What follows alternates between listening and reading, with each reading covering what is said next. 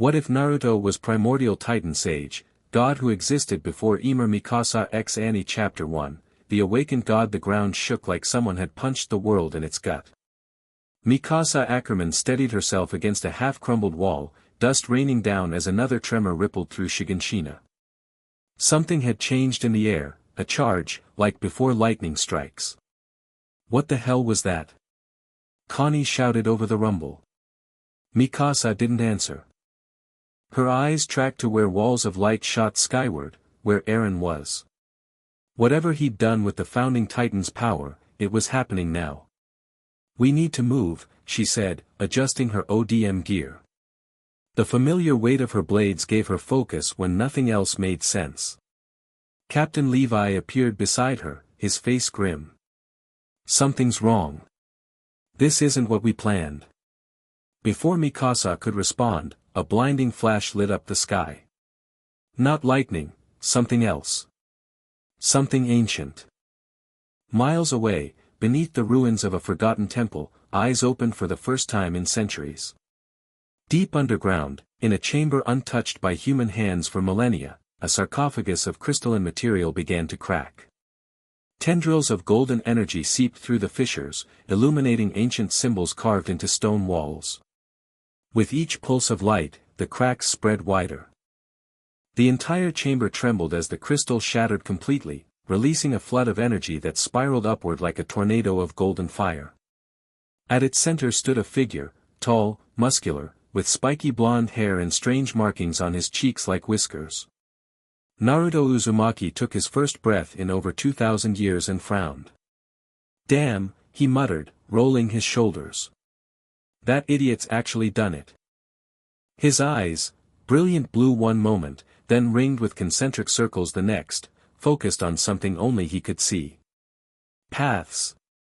The invisible connections that bound all Eldians together, now lit up like a web of golden threads all converging on one point. Memories flooded back, not his own, but the collective experiences of countless Eldians throughout history. He witnessed centuries pass in seconds, wars fought, walls built, secrets buried. So that's how it all turned out, he said, stepping forward. His bare feet didn't touch the ground but hovered slightly above it. Guess I've been asleep too long. The chamber began collapsing around him, tons of rock and earth falling inward. Naruto didn't flinch. The debris simply passed through him as if he weren't there. He walked forward, phasing through solid stone until he emerged under an open sky torn apart by strange, glowing lights, the walls coming down. Time to see what this era's worth, he said, 9 spectral tails briefly manifesting behind him before fading away. Let's hope they're made of tougher stuff than Ymir was. In the underground chamber beneath the military police headquarters in Stohis district, something impossible happened. The crystal encasing Annie Leonhardt, impenetrable for years, began to resonate with the same energy that had awakened Naruto. Hairline fractures appeared across its surface, spreading like spider webs. Jean Kirstein, who'd drawn the short straw for guard duty, jumped to his feet. Hey! Someone get down here, he shouted up the stairs, but the chaos above, screams, running feet, orders being shouted, drowned out his voice. The crystal pulsed with internal light, the fractures widening with each heartbeat. Jean drew his blades, though what good they do against the female titan, he couldn't say. With a sound like breaking glass magnified 100-fold, the crystal exploded outward. Jean threw himself behind a pillar just as fragments pelted the walls like shrapnel. When he peered around the column, Annie Leonhardt lay crumpled on the floor, steam rising from her body. She looked smaller than he remembered, frilier, just a girl in an oversized military police jacket. Her eyes fluttered open, confusion evident before recognition set in. She tried to bite her hand, but Jean was faster, kicking it away. Don't even think about it, he warned, blade at her throat. Annie looked past him, her eyes unfocused. Something's changed, she whispered, her voice hoarse from disuse. I can feel him, the first one, he's awake. What the hell are you talking about? Annie's eyes cleared, and the next moment, Jean found himself on his back, her foot pressing on his chest. She'd moved faster than his eyes could track. "Sorry," she said, not sounding sorry at all. "I need to find out what's happening." She was gone before Jean could get back to his feet, disappearing up the stairs into the chaos of a world being reborn. Mikasa sliced through the nape of a 10-meter titan, her blades cutting clean. She didn't pause to watch it fall, already launching herself toward the next threat. 3 more titans approached the evacuation point where civilians huddled against the inner wall. Her mind worked on 2 tracks, the immediate threat of titans flooding through the broken wall, and the gnawing worry about Eren. She'd felt at the moment he activated the Founder's power, like a thread tugging at something deep inside her. "Mikasa! On your right!" Armin shouted. She twisted mid-air, narrowly avoiding a titan's grasping hand. Her ODM gear hissed, gas propelling her away as she recalculated her approach. The sound of metal striking flesh came from her blind side. The titan that had nearly grabbed her stumbled, a deep gash across its eyes. A blur of movement circled it, someone using ODM gear with expert precision. Mikasa's breath caught when the figure paused on a nearby rooftop. Blonde hair, sharp blue eyes, a stance ready for immediate action. "Annie," she whispered. Their eyes locked across the battlefield. Annie's face showed no emotion, but her posture tensed like a cornered animal. "You should be crystallized," Mikasa said, landing on the same rooftop but keeping her distance. The fallen titan steamed between them. "Things change," Annie replied, her voice neutral. She glanced toward the walls where light continued to pour upward. "Something woke me up. Something old." Mikasa kept her blades ready. "Are you here to fight us again?" Before Annie could answer, the roof beneath them shook. A massive hand gripped the edge of the building as a 15-meter titan pulled itself up, its grotesque face splitting into a grin. Annie moved first, launching herself straight at the titan's face. Her stolen ODM gear worked smoothly as she slashed across its eyes, but the titan was unusually fast. It caught the wire mid-swing, yanking Annie toward its waiting mouth. Mikasa didn't think, she reacted. Her body shot forward, blades extended. She severed the titan's fingers, freeing Annie's line, then used her momentum to spin around its head, blades carving a deep channel through its nape. They landed on adjacent rooftops as the titan collapsed. "Why did you help me?" Annie asked, genuine confusion in her voice. Mikasa herself wasn't sure. "We have enough enemies right now," she answered. A scream from below drew their attention. A woman and child cornered by 2 titans, no soldiers nearby. Without discussion, they moved in perfect synchronization, Annie going low, Mikasa high. They took down both titans in seconds, moving like they'd trained together for years instead of being bitter enemies. As they stood back-to-back amid the steaming titan remains, Mikasa felt something shift between them, not forgiveness, not yet, but recognition. They were warriors cut from the same cloth, despite everything. "Something bigger is happening," Annie said quietly. "I need to find out what it is." Mikasa turned to face her. "Why tell me?" Annie's expression hardened. "Because you're like me. You'll follow your instincts no matter what anyone says." She paused. "And you're the only one who might understand what I felt when the crystal broke. Like something ancient just remembered we exist." Before Mikasa could respond, a new tremor shook the district, different from the others, deeper, more primal. Both women turned toward its source, feeling pulled by something they couldn't name. Naruto walked casually through the chaos of Shiganshina district, seemingly untouched by the destruction around him. Titans ignored him completely, as if he didn't exist on the same plane of reality. He'd changed his appearance, now wearing a tattered cloak over simple clothes that wouldn't stand out in this era. His whisker marks remained faintly visible, but few people would notice such details during an attack. As he walked, he absorbed the world around him, humanity's struggle, their fear, their determination. So much had changed since he'd gone to sleep, yet people remained essentially the same. Fighting, surviving, hoping. A squad of soldiers flew overhead, their ODM gear hissing as they engaged titans near the wall. Naruto watched with interest, noting how they'd adapted to their environment. Ingenious, really. Humans always found ways to survive. Not bad, he murmured, observing a particularly skillful kill from a short, dark-haired soldier. But not good enough for what's coming. He continued walking until he reached a building that still stood amid the destruction. With a casual leap that defied human capability, he landed on its roof for a better view of the battlefield. The activation of the founding Titan's power had changed everything.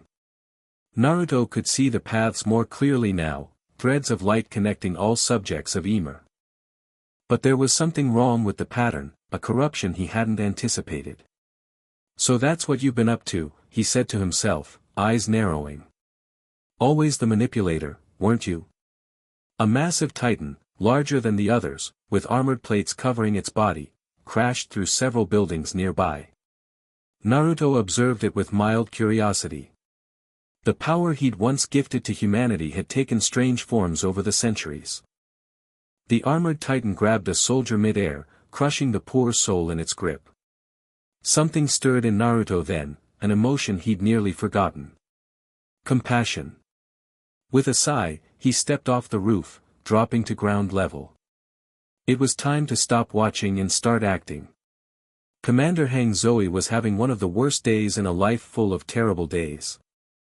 Titans everywhere, walls coming down, Eren doing God knows what with powers none of them fully understood, and now reports that Annie Leonhardt had somehow broken free. Keep the evacuation moving, they shouted to the squad leaders. Priority is civilian safety.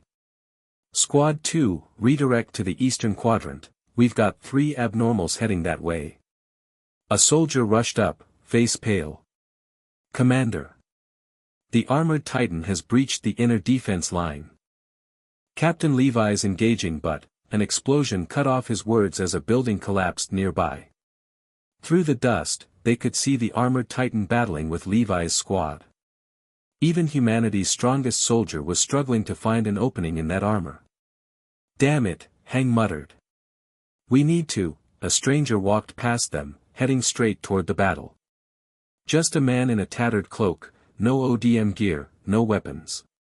Hang reached out to stop him. Civilian. You need to evacuate that way. They pointed. The man glanced back, blue eyes briefly meeting Hang's. Something about that gaze made them freeze, it was like looking into the eyes of something ancient and unfathomable. Don't worry, the stranger said with an easy smile that seemed bizarrely out of place during a Titan attack. I've got this. Before Hang could respond, the man was gone, moving with speed that didn't seem possible for a human. Hang adjusted their glasses, wondering if the stress was finally making them hallucinate.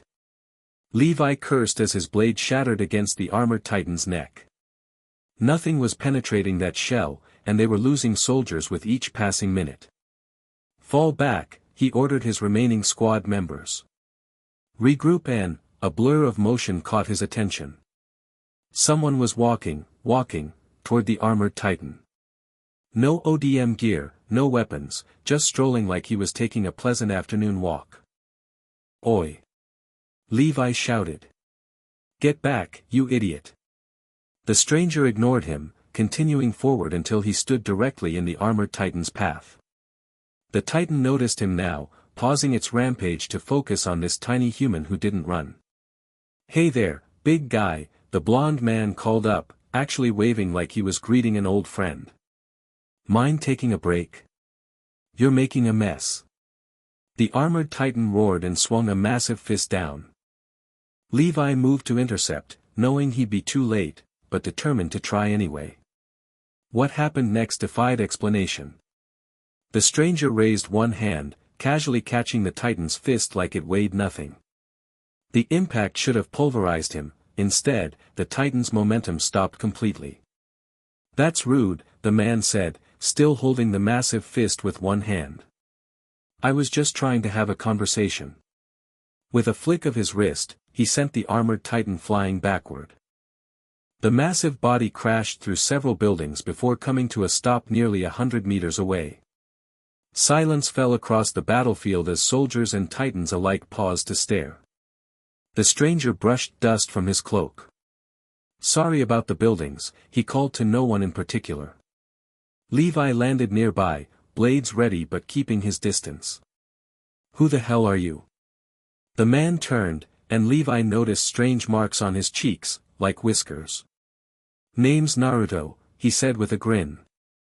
Thought you guys could use some help. The armored titan was getting back to its feet, roaring in fury. You might want to stand back, Naruto suggested. This could get a little wild. Golden energy began to emanate from his body, visible like flames but casting no heat. Markings appeared around his eyes, and when he opened them again, they had changed, concentric rings in a pattern Levi had never seen before. The armored titan charged, each footstep shaking the earth. Naruto simply raised his hand, palm out. Shinra Tensei, he said calmly. An invisible force erupted from his palm, catching the armored titan mid-stride. The armor began to crack, pieces flying off as the titan was pushed back again, this time with such force that it carved a trench through the district. When the dust settled, the armored titan lay motionless, its body partially exposed from broken armor plates. Steam rose as it began to dissolve. Naruto lowered his hand, the golden energy fading. He looked around at the stunned faces of the scout regiment. So, he said casually, who's in charge here? Annie and Mikasa had witnessed the entire exchange from a nearby rooftop.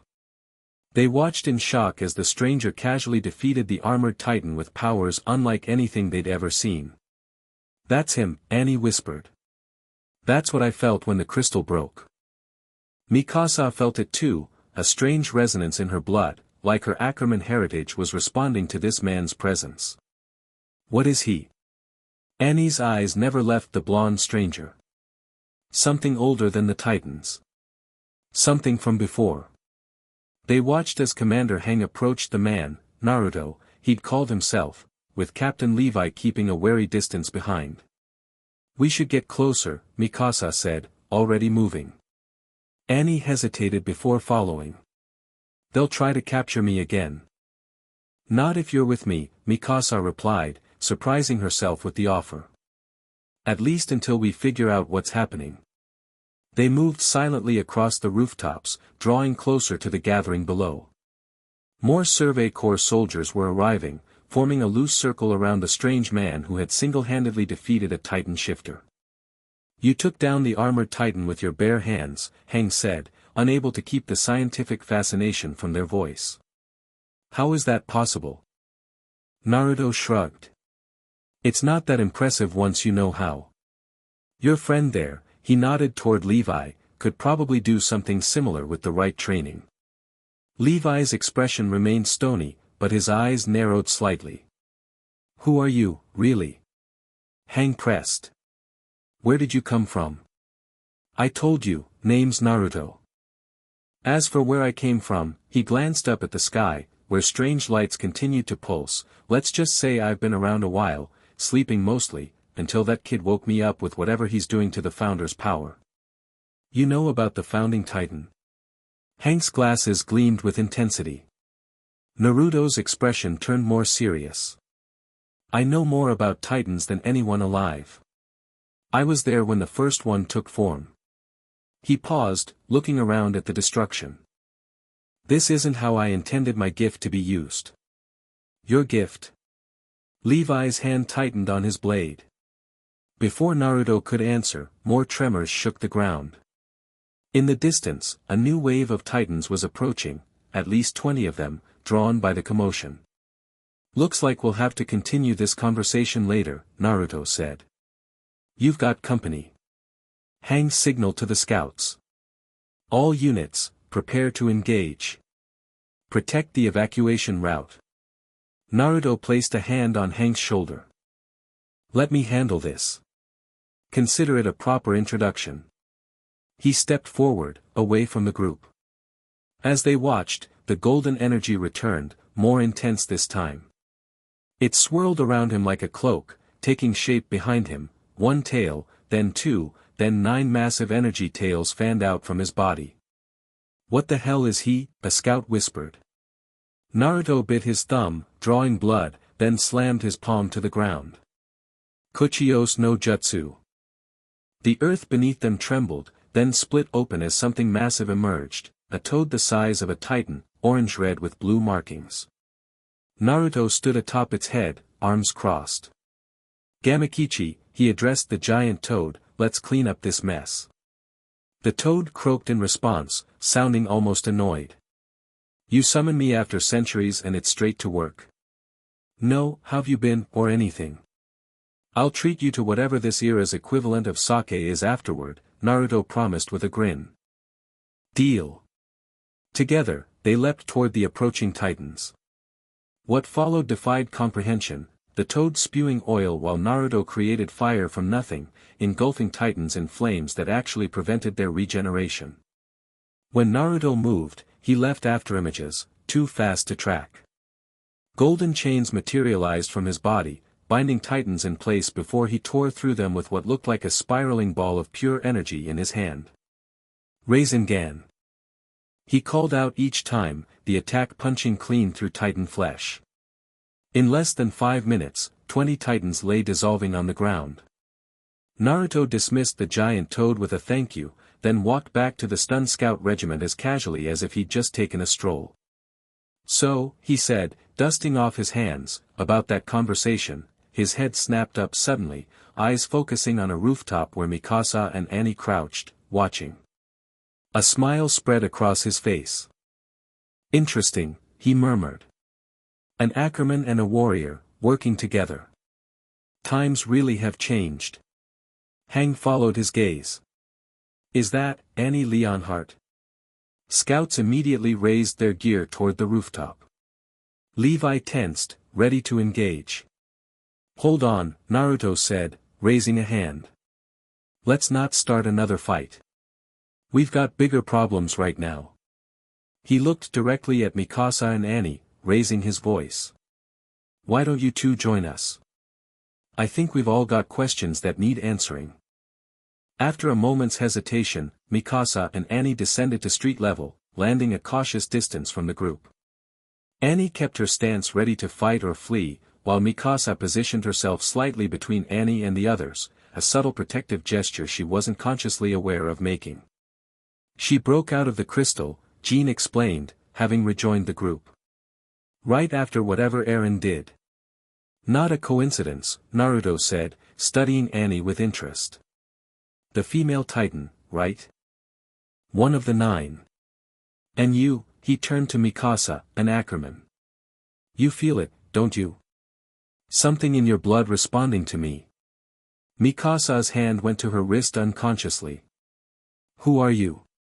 "I told you." "No," she interrupted. "What are you?" Naruto's expression softened. "That's a long story. One I'd be happy to tell, but this isn't the place." He gestured to the chaos around them. "Your friend Eren is about to remake the world in ways he doesn't understand. We need to stop him before something worse than Titans shows up." "Worse than Titans?" Hang repeated. "What could be worse?" Naruto's eyes darkened. "The one who taught me how to make them." The ground beneath them shook again, more violently this time. In the distance, where the walls had stood for a century, something was changing. The hardened titan skin that formed their structure was dissolving, releasing titans that had been imprisoned for generations. "It's starting," Naruto said grimly. "The rumbling. But something's not right, the pattern's been corrupted." He turned to Hang. "I need to get to Eren before it's too late. Are you with me?" Hang looked to Levi, who gave an almost imperceptible nod. "The Scout Regiment's mission is to protect humanity," they said. "If you can help us do that, then yes, we're with you." Naruto nodded, then turned to Annie. "And you? Will you fight with us, or against us?" Annie's cold eyes met his. "I just want to go home." "Home might not exist when this is over," Naruto said gently. "Not unless we stop what's coming." Mikasa stepped forward. I'll make sure Eren stops this. I'll talk to him. Naruto's expression turned sympathetic. It's not that simple anymore. The power he's tapping into isn't fully his to control. Someone else is influencing him through the paths. Who? Levi demanded. Naruto's gaze turned distant, looking beyond them to something only he could see. An old friend, he said quietly. One who never understood when to let go. The Scout Regiment headquarters had become a makeshift command center.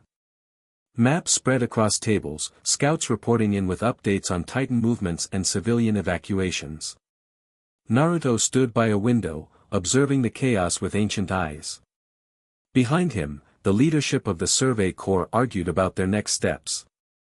We can't just trust this, whatever he is, Jean insisted. He shows up out of nowhere with powers we've never seen, claims to know all about Titans, and we're supposed to follow him. You saw what he did to the armored Titan, Armin countered.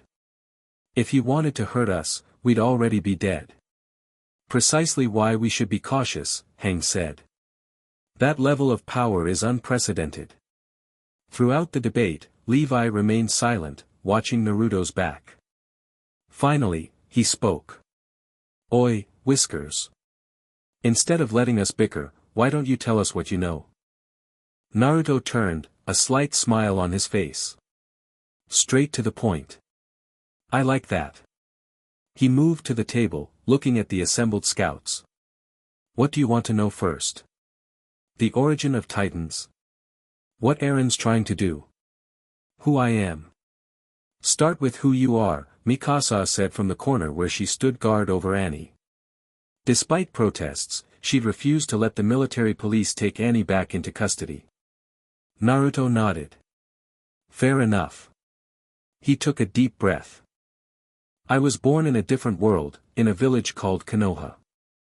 I was a shinobi, what you might call a warrior. In my world, we used an energy called chakra to perform what you'd probably call magic. He raised his hand, creating a small swirling ball of energy above his palm. The scouts leaned away instinctively. During a war, my enemy, Madara Uchiha, attempted to cast an eternal illusion on our world using the power of the Ten Tails, a beast of immense power. The battle tore a hole between dimensions, and several of us were pulled through, me, Madara, and the Ten Tails itself. Naruto dispelled the energy ball, his expression growing more serious. We found ourselves here, on this world, thousands of years ago. The Ten Tails was unstable in this dimension. To prevent it from destroying everything, I split its power and consciousness, creating 9 separate entities, what would eventually become the 9 Titans. You're saying you created the Titans? Armin asked, eyes wide. Not exactly. I created the source of their power. A girl named Ymir was the first to connect with that power, she became what you call the founding Titan. She could access a dimension I call the Paths, where all subjects of Ymir are connected. And Madara? Levi pressed. What happened to him? Naruto's expression darkened. We fought for decades. Eventually, I managed to seal him away, or so I thought. The battle left me drained. I created a sanctuary deep underground and entered a state of suspended animation to recover.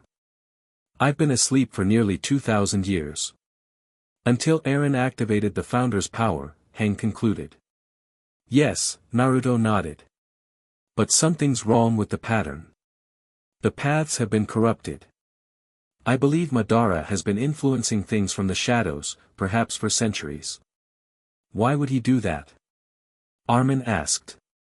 To recreate the Ten Tails, Naruto said grimly. If he could gather all 9 Titan powers in one vessel and corrupt the Founder's connection to the paths, he could potentially reverse what I did, merge them back into a form of the Ten Tails, with him as its Jinchuriki, its host. The room fell silent as they processed this information. So Eren's being manipulated? Mikasa asked, her voice tight with concern. Not directly, Naruto explained. Madara doesn't have that kind of power anymore. But he could have influenced key events over centuries, nudging history toward this moment. Annie spoke up for the first time. Marley's Titan Research Society had ancient texts, stories about a being who came before Ymir. They called him the Sage of Six Paths. Naruto smiled faintly. An old title from my world. Seems some memories survived. This is insane, Jean muttered. Gods and other dimensions and ancient enemies. No crazier than people turning into giants, Naruto pointed out. Hang adjusted their glasses. Let's assume what you're saying is true. How do we stop this Madara? How do we stop Eren? First, we need to get to Eren, Naruto said. I can use my sage abilities to track him through the paths. But we'll need to move fast, the rumbling has already begun. What about her? Jean nodded toward Annie. All eyes turned to the female Titan shifter, who met their gazes unflinchingly. I don't care about your war or your ancient gods, she said flatly. But if what he's saying is true, there won't be anywhere left to run. She comes with us, Mikasa stated in a tone that invited no argument. Naruto studied the two women with interest, the subtle positioning, the unexpected alliance. Something was developing there, beyond the immediate crisis. The Ackermans and the warriors, he mused. Two sides of the same coin, really. Both products of my power, manifested differently. What do you mean? Mikasa asked sharply. The Ackermans were an experiment, humans modified to access a fraction of what I'd call chakra without becoming titans. Protectors, designed to counter the titans if necessary. The warriors, like Annie, are humans who inherited aspects of the original nine. Different approaches to the same power source. He looked directly at Mikasa. That's why you feel drawn to me, your blood recognizes the origin of its power. Mikasa's hand went to her wrist again, a nervous gesture. Annie noticed, her eyes narrowing slightly. Enough talk, Levi interrupted.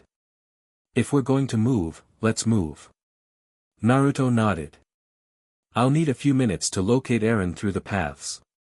Once I have him, we can formulate a plan. As the others prepared, Naruto closed his eyes, entering a meditative state. Golden energy began to flow around him again, more subtle this time. Mikasa approached Annie in the corner. Are you okay? She asked quietly. Annie gave her a strange look. Why do you care?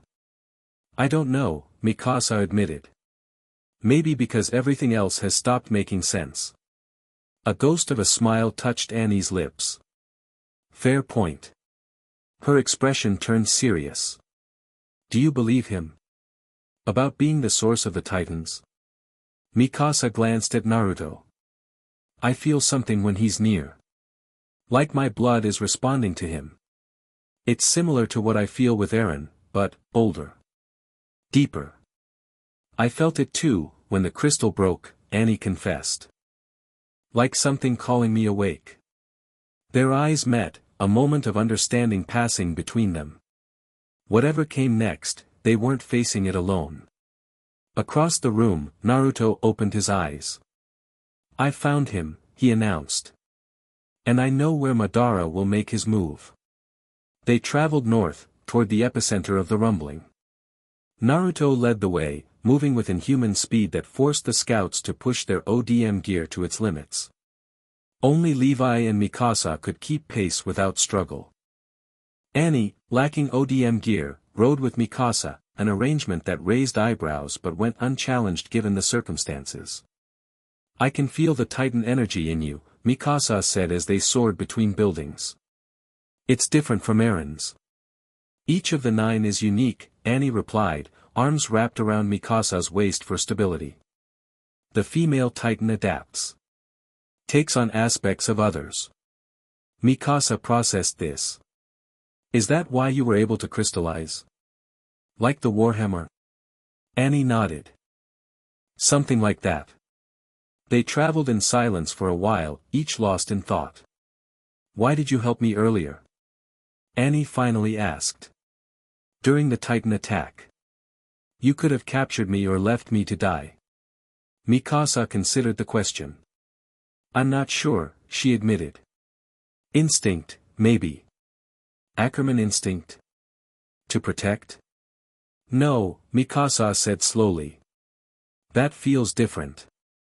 This was something else. Before Annie could respond, Naruto signaled a halt. They landed on a high rooftop overlooking a disturbing sight, hundreds of titans, all moving in perfect synchronization toward the outer districts. The rumbling, Armin whispered in horror. Naruto nodded grimly. Part of it. Eren's using the Founder's power to control the wall titans. But there's more happening beneath the surface. He pointed to strange patterns forming in the earth, fissures that glowed with an eerie light. The dimensional barrier is weakening, he explained. Madara's using the chaos of the rumbling as cover for his real plan. Which is? Hang asked. To tear open the same kind of portal that brought us here thousands of years ago. If he succeeds, the corrupted Titan energy could merge with what's left of the Ten-Tails consciousness, creating something beyond even the founding Titan's power to control. Levi scanned the horizon. So where's Eren in all this? Naruto pointed to a distant hill where a strange, skeletal structure had formed, part Titan, part something else entirely. There. What you're seeing isn't really Eren anymore, it's a physical manifestation of the founding Titan's power, with Eren at its core. Mikasa's hand tightened on her blade. We need to get him out. It's not that simple, Naruto cautioned. His consciousness is deeply intertwined with the paths now. Separating him could kill him. Then what do we do? Armin asked. Naruto's expression turned determined. I need to enter the paths physically and confront both Eren and Madara there. It's the only way to untangle this mess. And us? Levi asked. You need to defend the physical entry point. Madara will have followers, people he's influenced over the years. They'll try to stop us. As if on cue, movement caught their attention, a squad approaching from the east, using ODM gear but wearing unfamiliar uniforms. Their leader, a tall man with shoulder-length hair, landed on a nearby roof. Zeke, Hang identified him. Naruto's eyes narrowed. He's been touched by Madara's influence. I can see it in his chakra signature. Zeke Yeager surveyed them calmly. So the legends were true, he called across the gap. The sage has returned. You know who I am? Naruto asked. Fragments, Zeke admitted. Pieces passed down through the royal bloodline. Enough to recognize what you represent. His gaze hardened. And to know you stand in the way of our salvation. More figures appeared behind Zeke, warriors loyal to his vision. You've been deceived, Naruto called back. Madara doesn't offer salvation, only destruction. Sometimes they're the same thing, Zeke replied cryptically. He raised his hand, and his followers tensed, ready to attack. We'll handle them, Levi said to Naruto. You get to Eren. Naruto nodded. Mikasa, Annie, I need you two with me. Your connections to the paths might be useful. The two women exchanged surprised glances but nodded in agreement.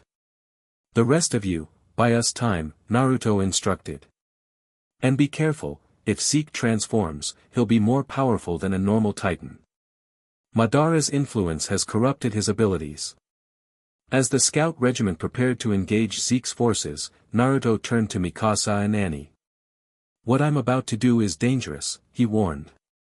We'll be entering the paths dimension physically, something I haven't attempted in thousands of years. Will we be able to come back? Annie asked. Naruto's expression was honest. I don't know. This isn't an exact science. Mikasa's gaze drifted to the skeletal Titan formation where Eren was trapped. It doesn't matter. I'm going. Annie studied Mikasa's determined face, then nodded. I'm in too. Good, Naruto said. The golden energy began to envelope him again, this time extending tendrils toward Mikasa and Annie. Take my hands. And whatever happens, don't let go. As they each clasped one of his hands, the energy surrounded all three of them. Behind them, the first sounds of battle erupted as Zeke's forces engaged the scouts. Close your eyes, Naruto instructed. Focus on my voice. Feel the connections, the invisible threads that bind all Eldians together. Mikasa and Annie complied, their eyes shutting as the golden energy intensified around them. Hiraishin no Jutsu, Naruto whispered.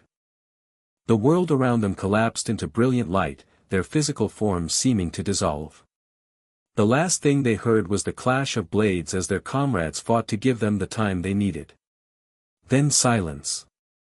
When they opened their eyes again, they stood in an impossible landscape, endless paths of light stretching in all directions under a starless sky. Beneath their feet, strange sand-like material formed solid ground. Welcome to the paths, Naruto said, his voice echoing strangely. The place where all time exists at once. In the distance, a massive tree-like structure rose up, its branches reaching toward an unseen sky. And at its base, a lone figure waited, eyes gleaming with recognition as they fell upon Naruto. It's been a long time, old friend, the figure called, his voice carrying across the impossible distance. Naruto's expression hardened. Madara. Back in the physical world, Levi cut through another of Zeke's followers, his blades dripping with blood. Around him, the scout regiment fought with desperate intensity, knowing that failure meant the end of everything they'd fought for. Armin landed beside him, breathing hard. Captain. Look. He pointed to where Naruto, Mikasa, and Annie had been standing. In their place was a sphere of golden energy, pulsing like a heartbeat. Within it, their three forms could be faintly seen, motionless but intact. We need to protect that at all costs, Levi ordered. Whatever's happening in there, they can't be disturbed. Across the battlefield, Zeke watched the sphere with narrowed eyes. So he's entered the paths physically, he murmured. Interesting. He raised a hand to his mouth. Which means his body is vulnerable. Before he could bite down to trigger his transformation, a blade pressed against his throat from behind. I wouldn't, Levi said coldly. Zeke smiled. Captain Levi. Always at the right place at the wrong time. Step away from the edge, Levi ordered. Keep your hands where I can see them. Zeke complied, turning slowly to face the captain. You don't understand what's happening. What's at stake? Enlighten me, Levi said, blade still at Zeke's throat. The end of suffering, Zeke replied. For all Eldians. No more Titans. No more curse. By destroying the world. Levi's eyes narrowed. That's not ending suffering. That's just changing who suffers. Zeke's expression turned pitying. You still think so small. This isn't about the rumbling anymore. It's about transcendence. Before Levi could respond, the ground beneath them shuddered violently. Cracks appeared in the rooftop, glowing with the same eerie light they'd seen earlier. It's beginning, Zeke said, a fervent light in his eyes. The barrier is breaking down. Across the battlefield, similar cracks were appearing everywhere, in the ground, in the air itself, like reality was fracturing. Through these cracks, strange energy poured through, neither quite liquid nor gas, shimmering with colors that hurt the eyes. What the hell is happening? Jean shouted, leaping to avoid a fissure that opened beneath his feet. Hang landed beside Armin, their glasses reflecting the unearthly light.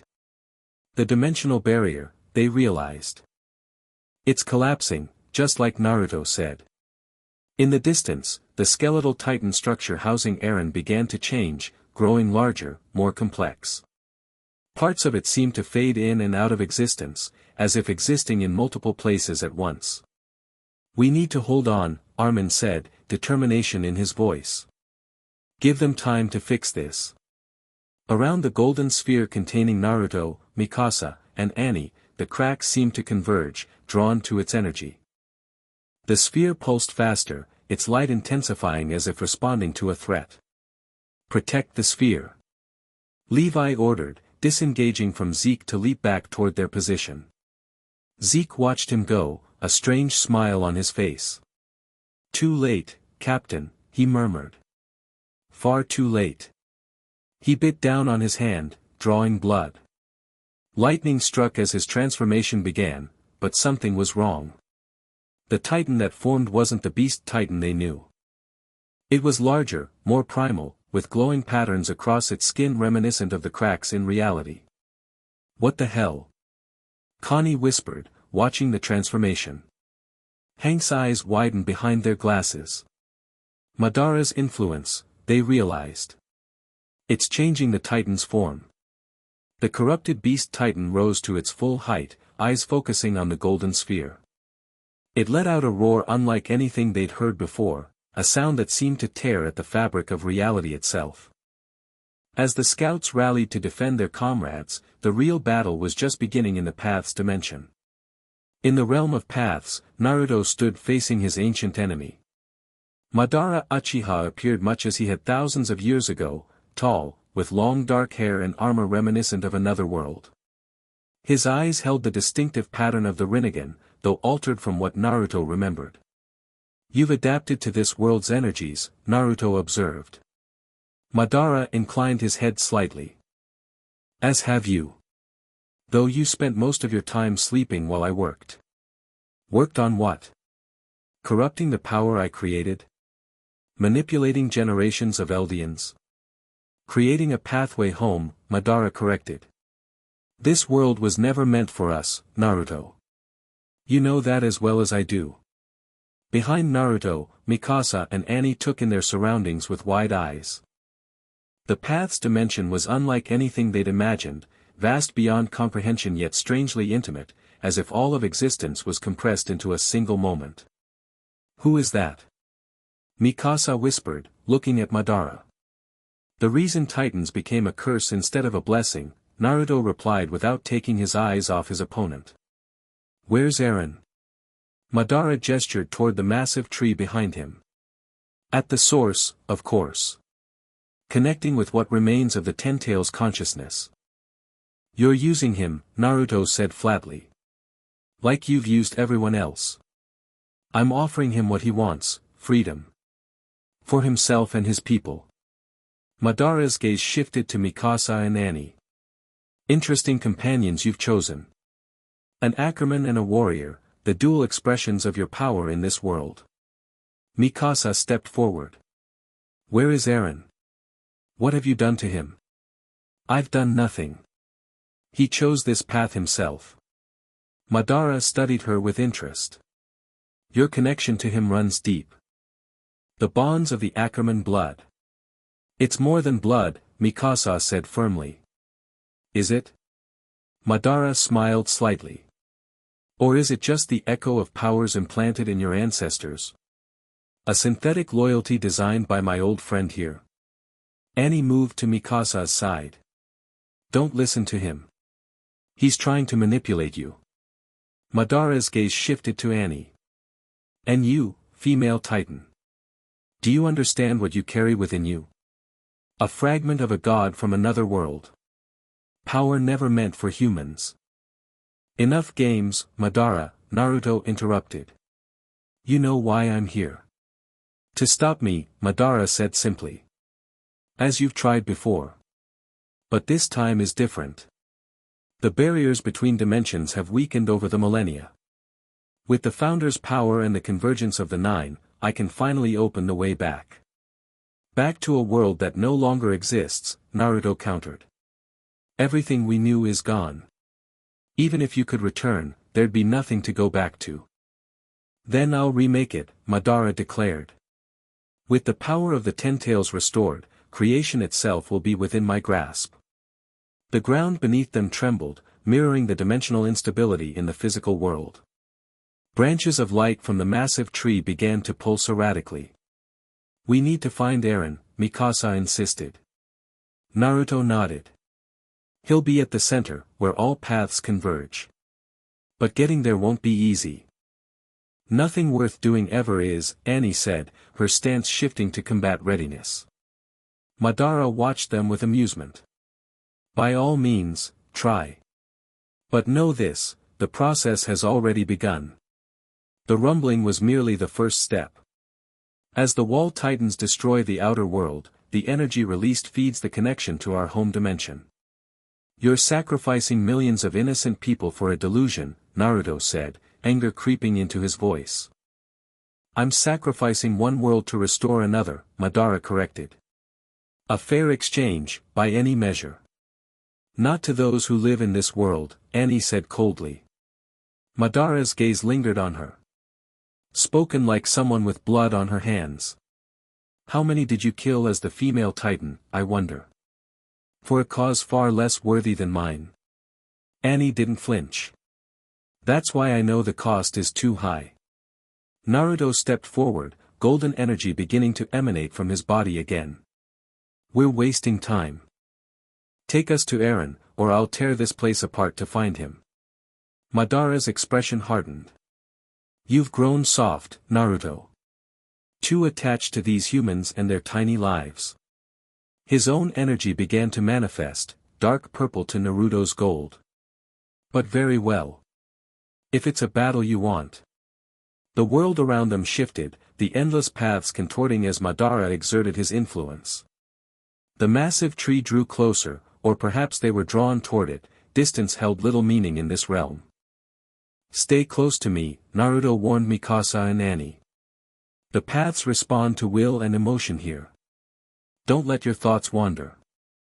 As they approached the tree, shapes began to form from the strange sand-like substance beneath their feet, humanoid figures taking on familiar appearances. Past shifters, Annie recognized, tensing as the figure of Berthold Hoover formed before her. He's using the memories stored in the paths. More figures appeared, every titan shifter throughout history, their forms solid yet transparent, like ghosts given substance. They're not real, Naruto explained. Just echoes. But they can still hurt you here. Mikasa drew her blades. Real or not, they're in our way. The Phantom Titans attacked en masse, a coordinated assault directed by Madara's will. Naruto moved with blinding speed, golden chains erupting from his body to restrain several at once while he engaged others with taijutsu techniques too fast for the eye to follow. Mikasa fell into the familiar rhythm of combat, her blades cutting through the sand constructs.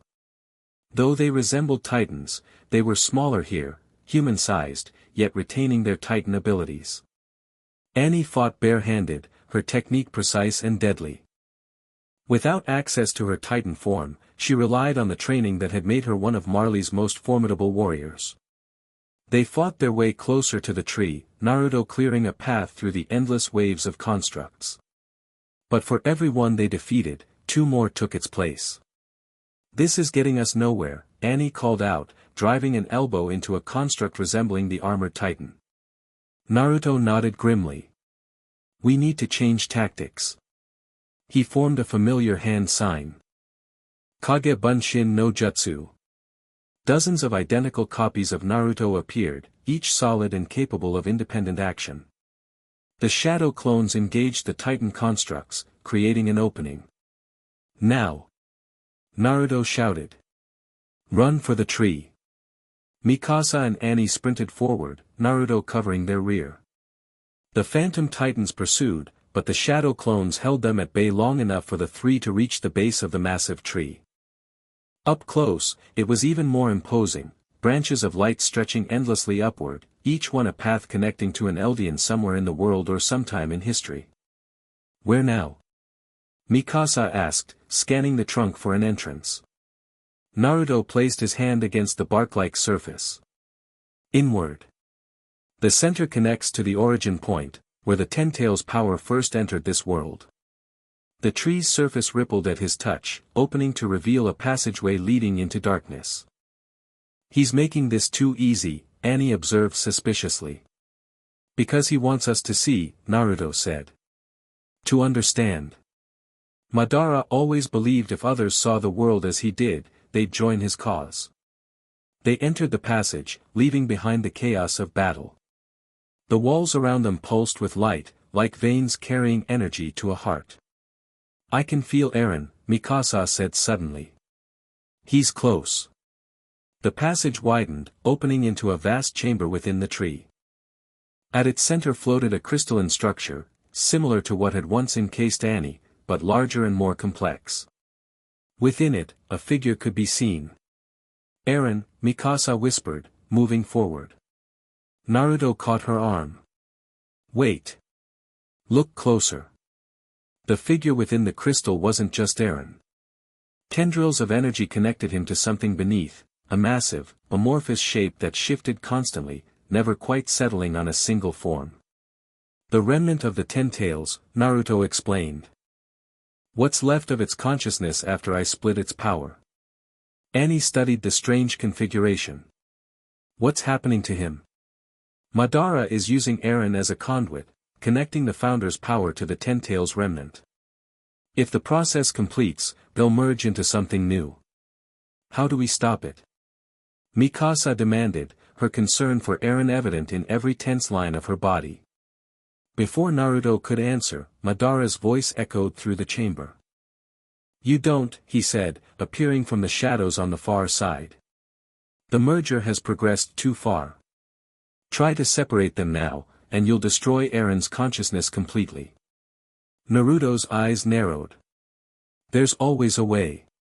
Not this time, Madara countered. The boys will align perfectly with my plans. His desire for freedom, his willingness to sacrifice, he was the ideal vessel. You manipulated him, Mikasa accused. I merely showed him a path. He chose to walk it. Madara gestured to the crystal. See for yourself. The surface of the crystal rippled, becoming transparent enough to see Eren's face clearly. His eyes were open, aware, and determined. He's conscious, Annie realized. And in control, to an extent, Madara confirmed. The rumbling proceeds according to his will, the destruction of those who would cage his people. While you use the energy released to fuel your dimensional bridge, Naruto added. A mutually beneficial arrangement. Mikasa approached the crystal, placing her hand against its surface. Eren, she called. Can you hear me? Eren's eyes shifted, focusing on her. His lips didn't move, but his voice somehow filled their minds. Mikasa. You shouldn't be here. I came to bring you back, she said firmly. There's no going back. This is the only way to ensure our freedom. By destroying the world. That's not freedom, Eren. That's just another kind of cage. Eren's gaze intensified. You don't understand what I've seen. The future that awaits us if I don't act. A future manipulated by Madara, Naruto interjected, stepping forward. He's shown you what he wants you to see, Eren Yeager.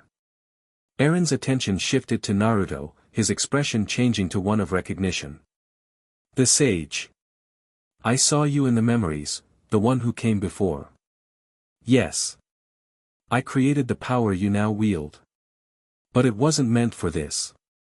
Naruto placed his hand beside Mikasa's on the crystal. Let me show you the truth, what Madara has hidden from you. Golden energy flowed from Naruto's palm into the crystal, connecting with Eren. Images flashed through all their minds, the true history of the Titans, Naruto's battle with Madara, the splitting of the Ten Tails, and Madara's millennia-long manipulation leading to this moment. No, Eren's voice resonated with shock. This can't be. It is, Naruto confirmed. You're not freeing your people, you're helping to destroy both our worlds. Madara stepped forward, his own energy pulsing. Enough. Dark tendrils shot forth, wrapping around Naruto and pulling him away from the crystal. You've interfered for the last time, old friend. Naruto struggled against the bindings, his own golden energy flaring to counter Madara's attack. The two ancient powers clashed, sending shockwaves through the chamber. While the gods battled, Mikasa remained focused on Eren. Listen to me, she urged. It's not too late to stop this. You can still choose a different path. Annie moved to her side, adding her voice. Your power isn't just destruction, Eren. The founding titan can heal as well as harm. Eren's eyes shifted between them, conflict evident in his expression. How? The process has already begun. I can feel it, the Ten Tails merging with the Founder's power. Mikasa looked to Annie, uncertainty in her eyes. How could they stop something they barely understood? Annie's expression hardened with resolve. The female titan adapts, she said. Takes on aspects of other titans. She placed her hand on the crystal beside Mikasa's. Maybe I can take some of the burden, split the connection. Annie, no, Mikasa protested. You don't know what that will do to you. Better me than the entire world, Annie replied, her eyes meeting Mikasa's. Besides, I have a lot to atone for. Before Mikasa could stop her, Annie closed her eyes, concentrating. The same crystalline material that had once encased her began to form around her hand, spreading up her arm as it connected with Eren's prison. The effect was immediate. Energy began to flow from Eren to Annie, the female titan's adaptive nature allowing her to absorb some of the Ten Tails' influence. Eren's eyes widened in shock, then understanding. She's creating a buffer, his voice echoed. Diverting part of the flow. Across the chamber, Naruto and Madara continued their titanic struggle, powers from another world colliding in displays of energy that defied comprehension. Neither noticed what was happening at the crystal. Annie grimaced as the foreign power flowed into her. I can't hold it for long, she gasped. It's too much. You don't have to do this alone, Mikasa said firmly. She placed her hand over Annie's, their fingers intertwining.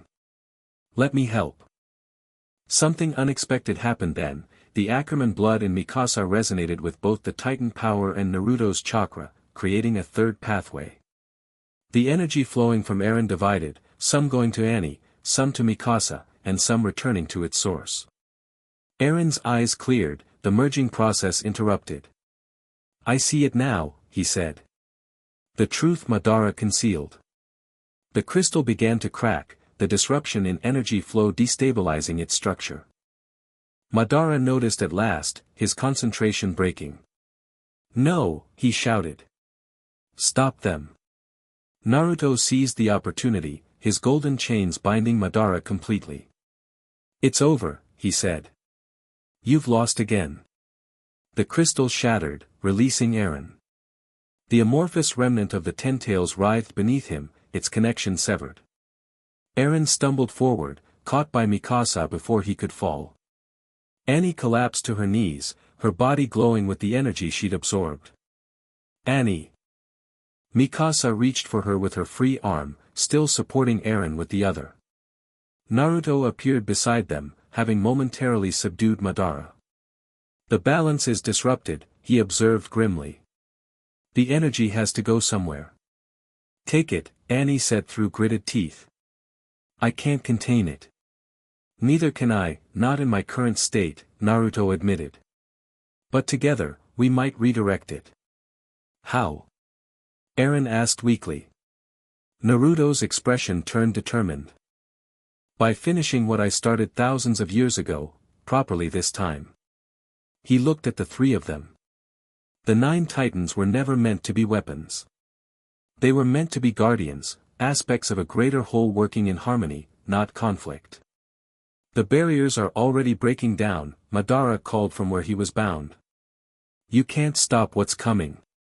No, Naruto agreed. But we can change what it becomes. He placed one hand on Annie's shoulder and the other on the writhing mass of the Ten Tails remnant.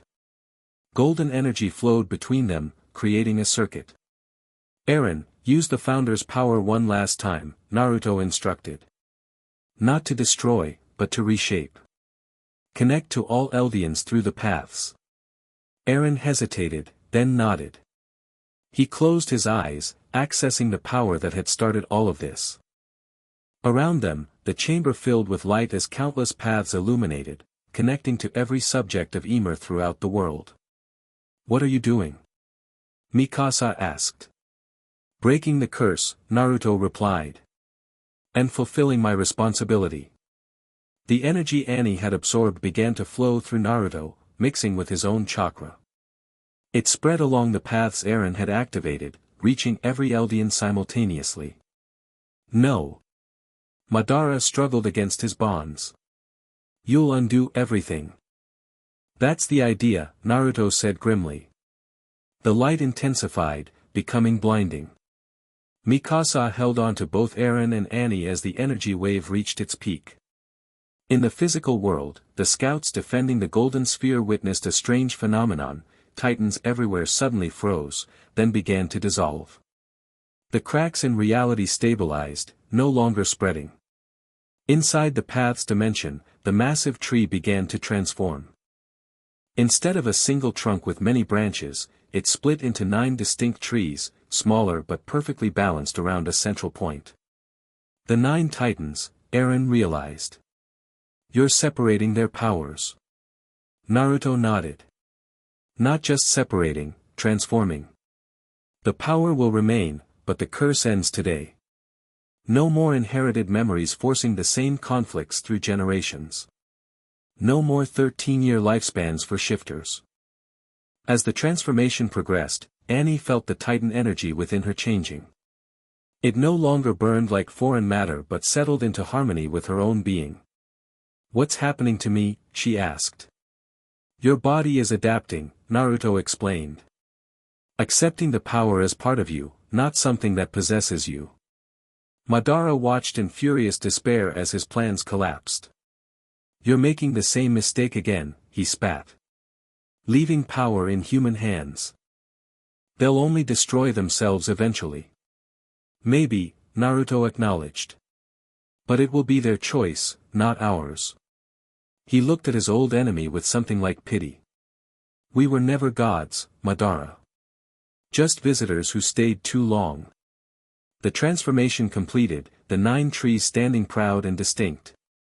The remnant of the 10 tails had disappeared, its consciousness redistributed into the new configuration.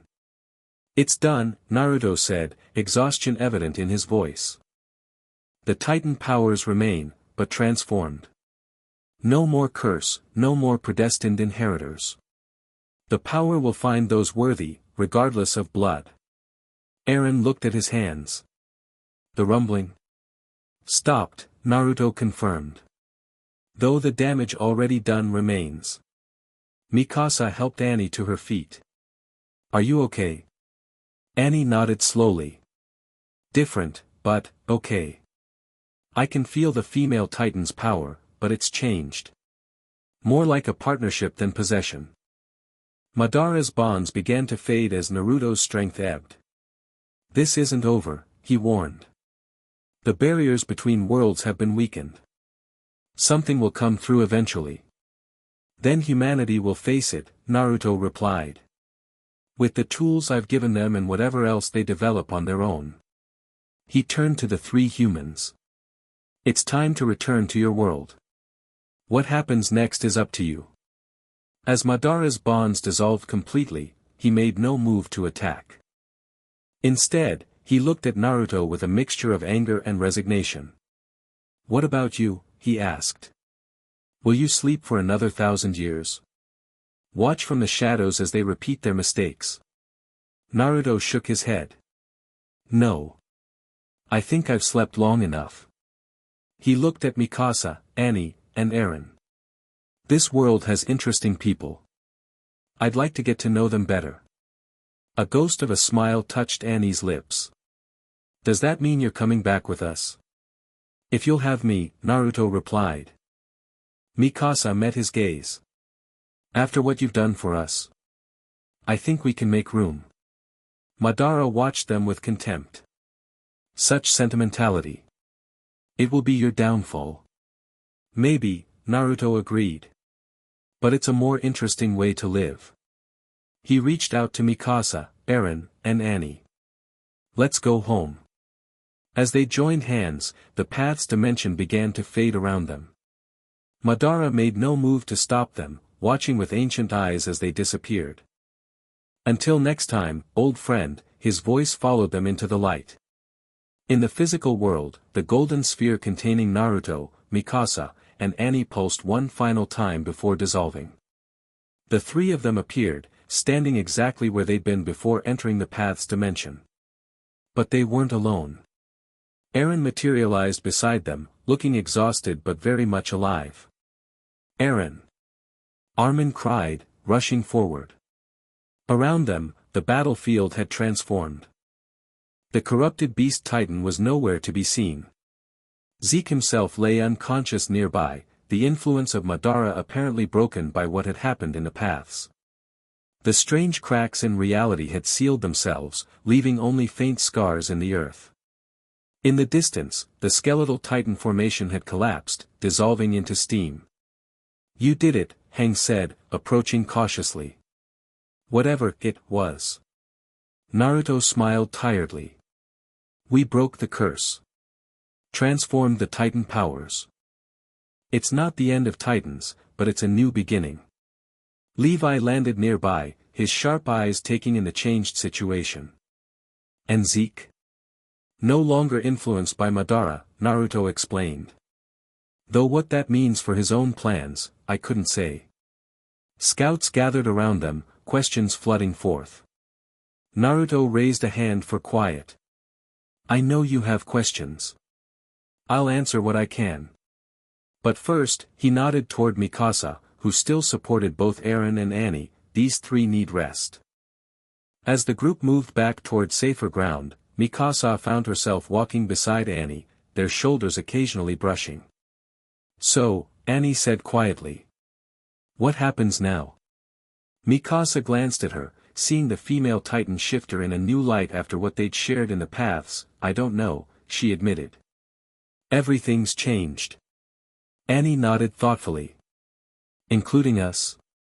Mikasa didn't answer immediately. She looked ahead to where Eren walked with Armin, then back to Annie. The connection that had sparked between them during the battle had deepened into something she couldn't yet define, but couldn't ignore either. "Yes," she finally said. "Including us." Annie's lips curved into a small smile, perhaps the first genuine one Mikasa had ever seen from her. "Good." Behind them, Naruto watched the exchange with knowing eyes. The world had changed today, in ways both visible and invisible. Old enmities giving way to new connections. Ancient powers transforming into something more balanced. And somewhere, beyond the barriers between dimensions, Madara waited. But that was a concern for another day. For now, they had survived. The world still stood. And tomorrow would bring new challenges, new discoveries, and perhaps even new bonds between former enemies. Naruto smiled to himself. Perhaps this world would surprise him yet. Chapter 2, Blood and Bonds. 3 days after the confrontation at the Path's Dimension, the Scout Regiment headquarters buzzed with tension and purpose. Maps covered tables, reports stacked in corners, and hushed conversations filled every room. The world had changed, but no one quite understood how. Naruto stood in the courtyard, surrounded by a small group of scouts. The morning sun cast long shadows as he demonstrated a simple hand sign. "Chakra exists in everything," he explained, golden energy flowing visibly between his fingers. "It's the life force that connects all living beings. What makes you unique in this world is that Eldians have an additional connection, to the paths." Eren watched intently, flexing his own hands. The founding titan's power remained within him, transformed but potent. "Can anyone learn to use it like you do?" "Everyone has chakra," Naruto replied. "But accessing it takes practice. Some bloodlines have natural advantages." His eyes drifted to Mikasa, who observed from the sidelines. "The Ackermans, for instance." Mikasa straightened under his gaze. Since returning from the paths, she'd felt different, more aware of a power thrumming beneath her skin. Not just her Ackerman strength, but something deeper. "Your ancestors were my first students in this world," Naruto continued. "I modified their bloodline to channel chakra naturally, a counterbalance to Titan power if things went wrong." "Which they did," Levi commented dryly. He leaned against a nearby pillar, watching the training with skeptical eyes. Naruto's expression turned rueful. Yeah. Not my best planning. From her position at the edge of the courtyard, Annie observed without participating. Though pardoned conditionally due to her role in stopping the rumbling, many scouts still regarded her with suspicion. She kept her distance, content to watch. Or so she told herself. Her eyes continually drifted to Mikasa, studying the Ackerman's focused expression. Something had shifted between them in the path's dimension, a connection forged in crisis that neither quite understood but both felt keenly. Captain. Armin approached Levi with a stack of reports.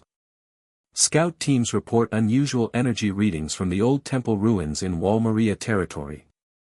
Same signatures as the path's event. Levi's eyes narrowed. Madara? Possibly. Commander Hang wants a team to investigate. Levi scanned the courtyard, his gaze settling on Mikasa. Ackerman, he called. Got a mission for you. Mikasa moved toward him, her steps fluid and precise. Sir. We need someone to check out those temple ruins. Take Leonhardt with you. Mikasa's expression didn't change, but Annie's had snapped up from across the yard. Me? Annie questioned, approaching cautiously. You've got Titan abilities even after the transformation, Levi said matter-of-factly. And you know Marleyan research on these ancient sites. Plus, his eyes narrowed, keeps you where we can watch you. Annie's jaw tightened but she didn't argue. Naruto interrupted his lesson to join them. The temple ruins might contain clues about Madara's plans, he said. If he's making moves already, we need to know. You're not going yourself? Eren asked. Naruto shook his head. I need to continue training you all. Besides, he glanced between Mikasa and Annie, these two have unique connections to what we experienced in the paths. They might notice things others wouldn't. Mikasa met Annie's eyes briefly. An unspoken question passed between them. We'll leave in an hour, Mikasa decided. Annie nodded once, accepting the partnership. As they moved to prepare, Naruto watched them thoughtfully. Interesting combination, he murmured. Dangerous, you mean, Levi corrected. Pairing humanity's second strongest soldier with the female titan who killed dozens of our comrades. They fought side by side in the paths, Naruto reminded him. Shared experiences change people. So does grief, Levi replied, walking away. Naruto couldn't argue with that. He turned back to his students, but his mind lingered on the mission he'd just endorsed. Something was drawing those two together, something beyond coincidence or necessity. The question was whether that connection would strengthen them or destroy them when tested. Mikasa adjusted her ODM gear, checking each strap with practiced efficiency. The equipment room hummed with pre-mission energy as other scouts prepared for their own assignments. You don't have to babysit me, you know. Annie's voice came from behind her. Mikasa didn't turn. Is that what you think this is? Isn't it? The dangerous enemy who needs watching.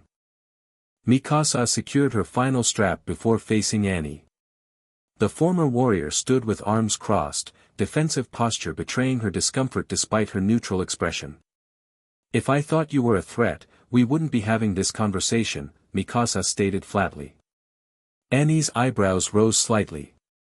That's straightforward, huh? Always. Mikasa handed Annie an extra set of blades. You've used our gear before. Stole it, actually. A ghost of a smile touched Annie's lips. Effective design. Better than Marley's. They gathered the rest of their supplies in silence, but it wasn't the tense silence of enemies. Something closer to the comfortable quiet of soldiers preparing for a shared mission. When Mikasa handed Annie a scout regiment jacket, their fingers brushed briefly. You might need this, Mikasa said. Nights get cold in the outer territories. Annie examined the Wings of Freedom emblem with a complex expression. Won't exactly help me blend in. You stopped being inconspicuous when you kicked through that wall, Mikasa replied, a surprising hint of dry humor in her voice. Annie actually smiled then, small and fleeting, but real. Fair point. They finished preparations and headed to the stables. 2 horses waited, saddled and supplied for a multi-day expedition. As they mounted, Eren appeared, slightly out of breath. "You're leaving already?" he asked, looking between them with concerned eyes. "Orders," Mikasa replied simply. Eren's gaze lingered on Annie longer than necessary. "Be careful. Both of you. We still don't know exactly what happened with the Titan powers after you nearly destroyed the world."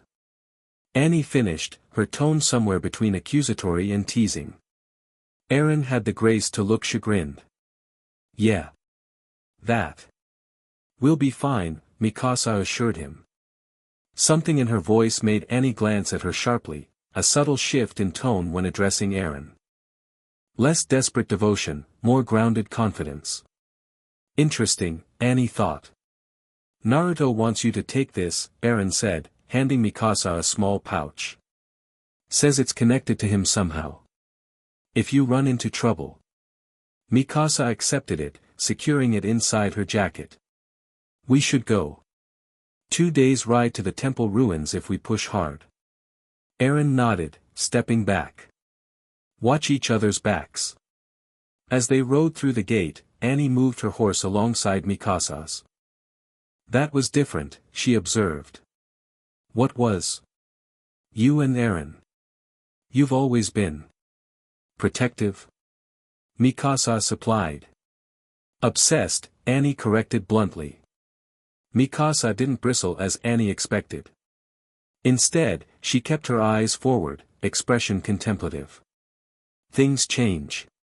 Annie studied her profile. "Because of what happened in the paths?" "Partly." Mikasa glanced at her.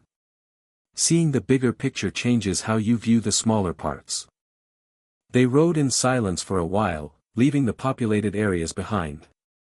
The landscape still showed scars from Titan attacks, abandoned villages, destroyed fields slowly returning to wilderness. Evidence of humanity's retreat behind the walls. "You never asked me why I did it," Annie said suddenly. "Any of it. The female Titan, working for Marley, the people I killed. Would your answers change anything?" Annie considered this. "Probably not." "Then why waste the breath?" Mikasa replied pragmatically. Another mile passed before Annie spoke again. "It was for my father," she said quietly. "Everything I did was to get back to him." Mikasa didn't respond immediately. When she did, her voice carried no judgment. "Family makes us do things we wouldn't otherwise consider." Annie's eyes narrowed slightly. "Speaking from experience?" A shadow crossed Mikasa's face. "I was 9 when my parents were murdered. I killed one of the men responsible. My first human." The casualness with which she delivered this information made it more impactful. Annie had always seen Mikasa as a naturally gifted soldier, not someone forged through trauma like herself. "That's when Eren came into your life," Annie guessed. Mikasa nodded. "His father adopted me. Eren gave me his scarf after." Her hand touched her neck reflexively, then fell away. "After." Annie noticed the absence of the red scarf Mikasa always wore. "Another change." "I didn't know," she admitted. "Why would you? We were soldiers, not friends." "And now?" Mikasa met her gaze directly. "Now we're something else." The question of what exactly that something else might be hung between them, unanswered as they rode toward Wall Maria and the mysteries beyond. Back at Scout headquarters, Naruto sat cross-legged on the roof, eyes closed in meditation. Though appearing peaceful, his senses extended far beyond the compound, monitoring the subtle shifts in energy across the region. Something was changing. The transformation of the Titan powers had stabilized the immediate crisis, but the dimensional boundaries remained damaged. He could feel them, Thin spots where reality wore too transparent, where whispers from other worlds might slip through. Footsteps approached behind him. Naruto didn't open his eyes. "Commander Hang." "Impressive," Hang remarked, sitting beside him. "Though I wasn't exactly sneaking. What can I do for you?" Hang adjusted their glasses, studying him intently. "Explain something. If you split the 10 tails into 9 parts, why aren't there 9 Titan powers? Historia's reports only identify 8 distinct forms in recorded history." Naruto opened his eyes, impressed by the observation. "You noticed. I'm good with details. The 9th never manifested as a Titan. It took another form." "Which is?" Naruto smiled slightly. "What do you know about the Ackermans?" Hang's eyes widened. "They're immune to memory manipulation. Stronger than average soldiers. Levi said his predecessor could sense approaching Titans before they were visible. The Ackermans carry what would have been the 9th Titan, the Guardian. Instead of transforming them, I modified the power to enhance their human abilities." Naruto looked toward the horizon. "A counterbalance if the others went rogue." "Like antibodies in a system," Hang mused. "Something like that." Hang processed this information. "Does Mikasa know?" "Not fully. She understands her connection to my chakra but not that she's technically a Titan shifter who can't shift." "That's why you sent her with Annie." Naruto nodded. "The temple ruins contain records from when I first created the powers. If Madara is moving already, those two are best equipped to handle what they might encounter." "Because they both carry fragments of your power," Hang concluded. "Yes. And because they'll strengthen each other in ways they don't yet understand." Hang's scientific curiosity was evident in their gleaming glasses. "Like complementary powers?" "Like complementary people," Naruto corrected. "Sometimes the right combination matters more than individual strength." A scout appeared at the rooftop entrance, saluting sharply. "Commander. We've received an emergency signal from the southern outpost. Captain Levi requests immediate reinforcement." Hang stood quickly. "What's the situation?" "Zeke Yeager has been spotted with a group of unknown soldiers. They've breached Wall Rose Defense Point 7. Naruto's expression darkened. "It's starting already." Mikasa and Annie made camp as sunset painted the abandoned lands of Wall Maria territory in gold and shadow. They'd pushed hard, covering more ground than expected. The temple ruins would be reachable by mid-morning if they maintained their pace. Annie built a small fire while Mikasa secured the perimeter, an unconscious division of labor that spoke to their military training. When Mikasa returned, she found Annie staring thoughtfully into the flames. "Area's clear," Mikasa reported, sitting across from her. "No signs of Titans or humans." Annie nodded absently. "It's strange being out here again. Last time I was in this territory." "You were hunting Eren," Mikasa finished, unpacking rations from her saddlebag. "Not one of my fondest memories," Annie admitted. "Chased by the scouts, fighting you. You nearly won." Annie looked up, surprised by the admission. "You were holding back. Trying to capture, not kill." "So were you," Mikasa observed.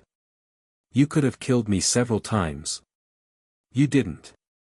They considered each other across the fire, reassessing past encounters in light of new understanding. "Why did you help me in the crystal?" Annie asked finally. "When I was channeling the Ten Tails energy. You could have let me bear it alone." Mikasa passed her a portion of bread and dried meat before answering. "Instinct. Ackerman instinct?" "No." Mikasa paused, considering. "Something new." They ate in silence for a while, the crackling fire filling the space between them. Night settled fully around their small camp, stars emerging in breathtaking clarity away from the wall's light pollution. "I dreamed while in the crystal," Annie said suddenly. "For years, nothing but dreams. Most were nightmares. Mikasa listened without interrupting. I saw everyone I'd killed. Over and over. Some begging, some cursing me. Annie's voice remained steady despite the weight of her words. But sometimes, I'd dream of a golden light, warm, peaceful. I think now it might have been him. Naruto. The Titan source reaching out. He said the powers were meant to be guardians, not weapons, Mikasa recalled. What a cosmic joke, Annie said bitterly. Look what we became instead. Mikasa studied her companion, the firelight catching on sharp features, illuminating the weariness beneath her composed exterior. Maybe that's what we're working toward now. What we're meant to be, not what we were made into. Annie's eyes lifted, meeting Mikasa's across the flames. Optimism from Mikasa Ackerman. The world really has changed. A faint smile touched Mikasa's lips. Get some rest. I'll take first watch. Wake me in 4 hours, Annie said, moving to her bedroll. I don't need as much sleep since, whatever happened to the female Titan's power. Mikasa nodded, settling into watchful alertness as Annie closed her eyes. Hours later, when Annie took over the watch, she found Mikasa sleeping with one hand on her blade, ever the soldier. In the quiet darkness, Annie allowed herself to really look at the woman who had once been her enemy. Strong features softened in sleep. Black hair falling across her forehead. The scar on her cheek from some long-ago battle.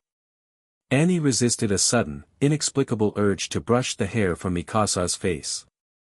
Instead, she turned her attention outward, to the vast darkness surrounding them. But her awareness remained partly focused on the steady breathing of her companion, finding unexpected comfort in its rhythm. Dawn broke over Wall Rose as Levi's squad engaged with Zeke's forces. The Beast Titan himself hadn't transformed, instead directing his soldiers from behind their lines. These weren't ordinary troops, they moved with unnatural coordination and strength, their eyes glassy and unfocused. They're being controlled somehow, Levi observed, cutting down another attacker. Like puppets. Naruto landed beside him, having just dispatched 3 soldiers with non-lethal chakra strikes. Madara's influence. He's using them as vessels. Eren and several other scouts joined them on the wall, breathing hard from combat. Blood trickled from a cut above Eren's eye. Why attack here? Eren questioned. There's nothing strategic about this section of wall. Naruto's eyes narrowed, focusing on something beyond normal vision. It's not the wall they want. It's beneath it.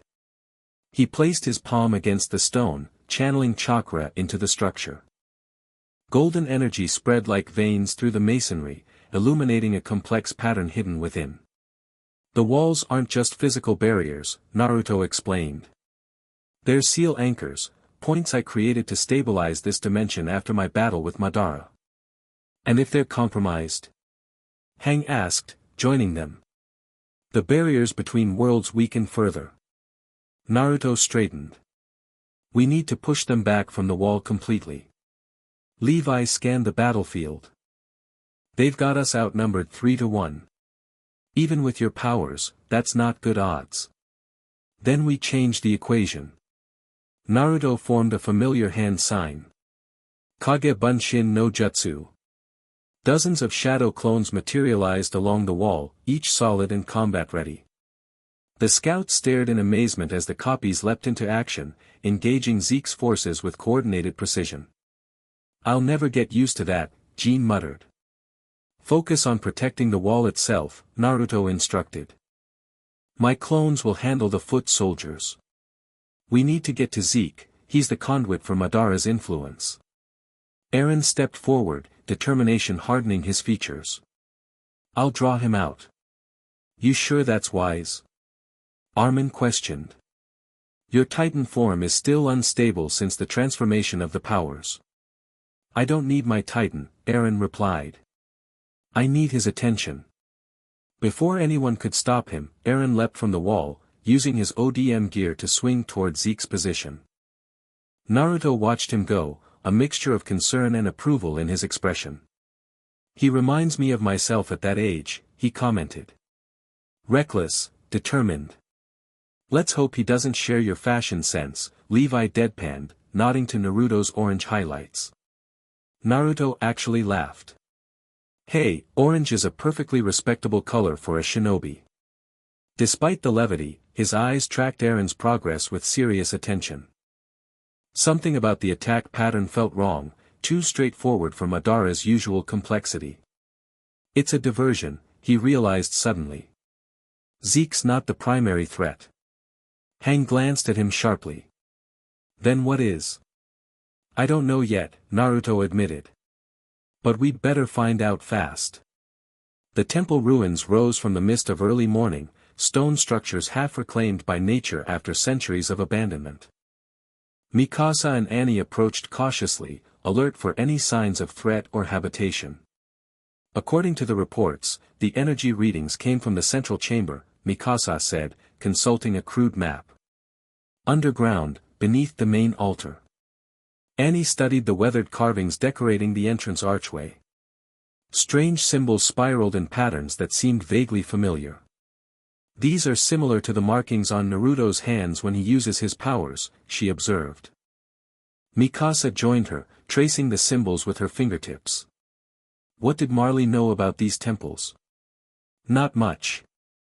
They were considered pre-Eldian artifacts, possibly dating back to the first Titan, Ymir. Annie's eyes narrowed. But if Naruto's telling the truth, they'd be even older. From when he first arrived in this world, Mikasa concluded.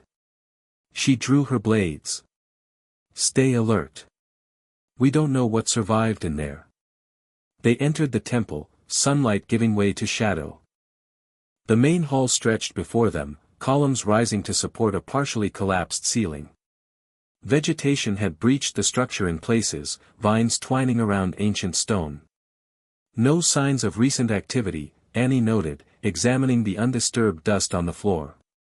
That we can see, Mikasa qualified.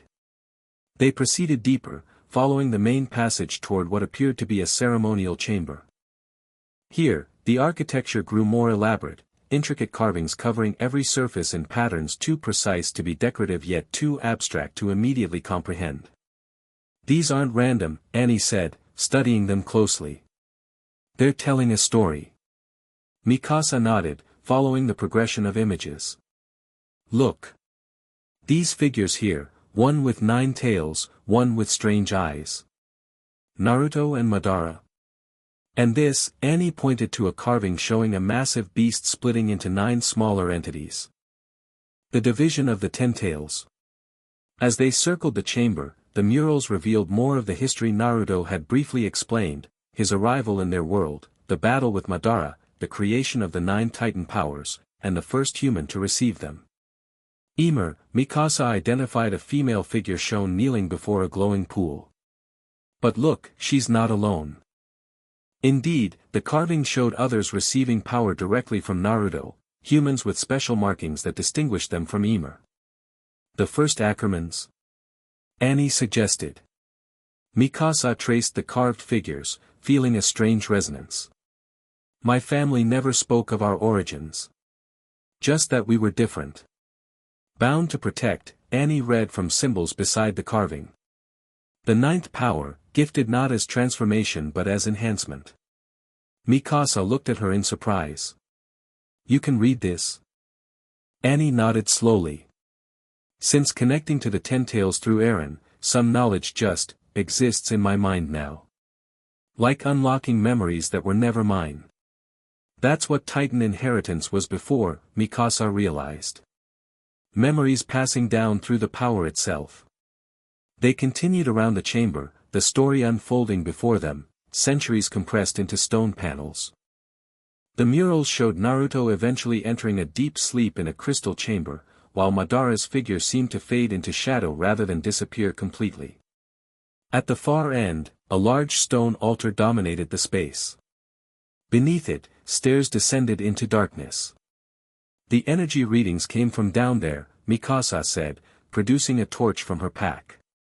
Annie held up a hand, concentrating briefly. Her fingers began to glow with a faint phosphorescence, a new manifestation of her transformed power. Better than fire in an enclosed space, she explained at Mikasa's raised eyebrow. They descended carefully, the stone steps worn smooth by centuries of use. The passage opened into a smaller chamber dominated by a circular pool of what appeared to be liquid crystal. Its surface rippled slightly despite the still air. "What is it?" Mikasa whispered, approaching cautiously. "A connection point," Annie answered, knowledge surfacing from her new awareness. "Between dimensions." The pool's surface suddenly flared with light, responding to their presence. Images formed in a crystalline liquid, fragmented scenes from other places, other times. They saw Naruto and Madara in their original world, their legendary battle tearing holes in reality itself. The chaotic arrival in this dimension, bringing the Ten Tails with them.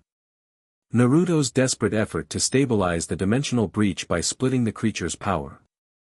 "It's showing us the past," Annie realized. "Not just the past," Mikasa said tensely, pointing to new images forming. The current battle at Wall Rose appeared in the pool, Naruto's clones engaging Zeke's forces, Eren confronting his half-brother directly. But beneath these surface events, the crystal revealed energy patterns shifting across the landscape, converging on specific points. The seal anchors, Annie identified. Zeke's attack is targeting multiple points simultaneously. Mikasa leaned closer, studying the patterns. "This isn't just about breaking Naruto's seals. They're trying to establish new ones."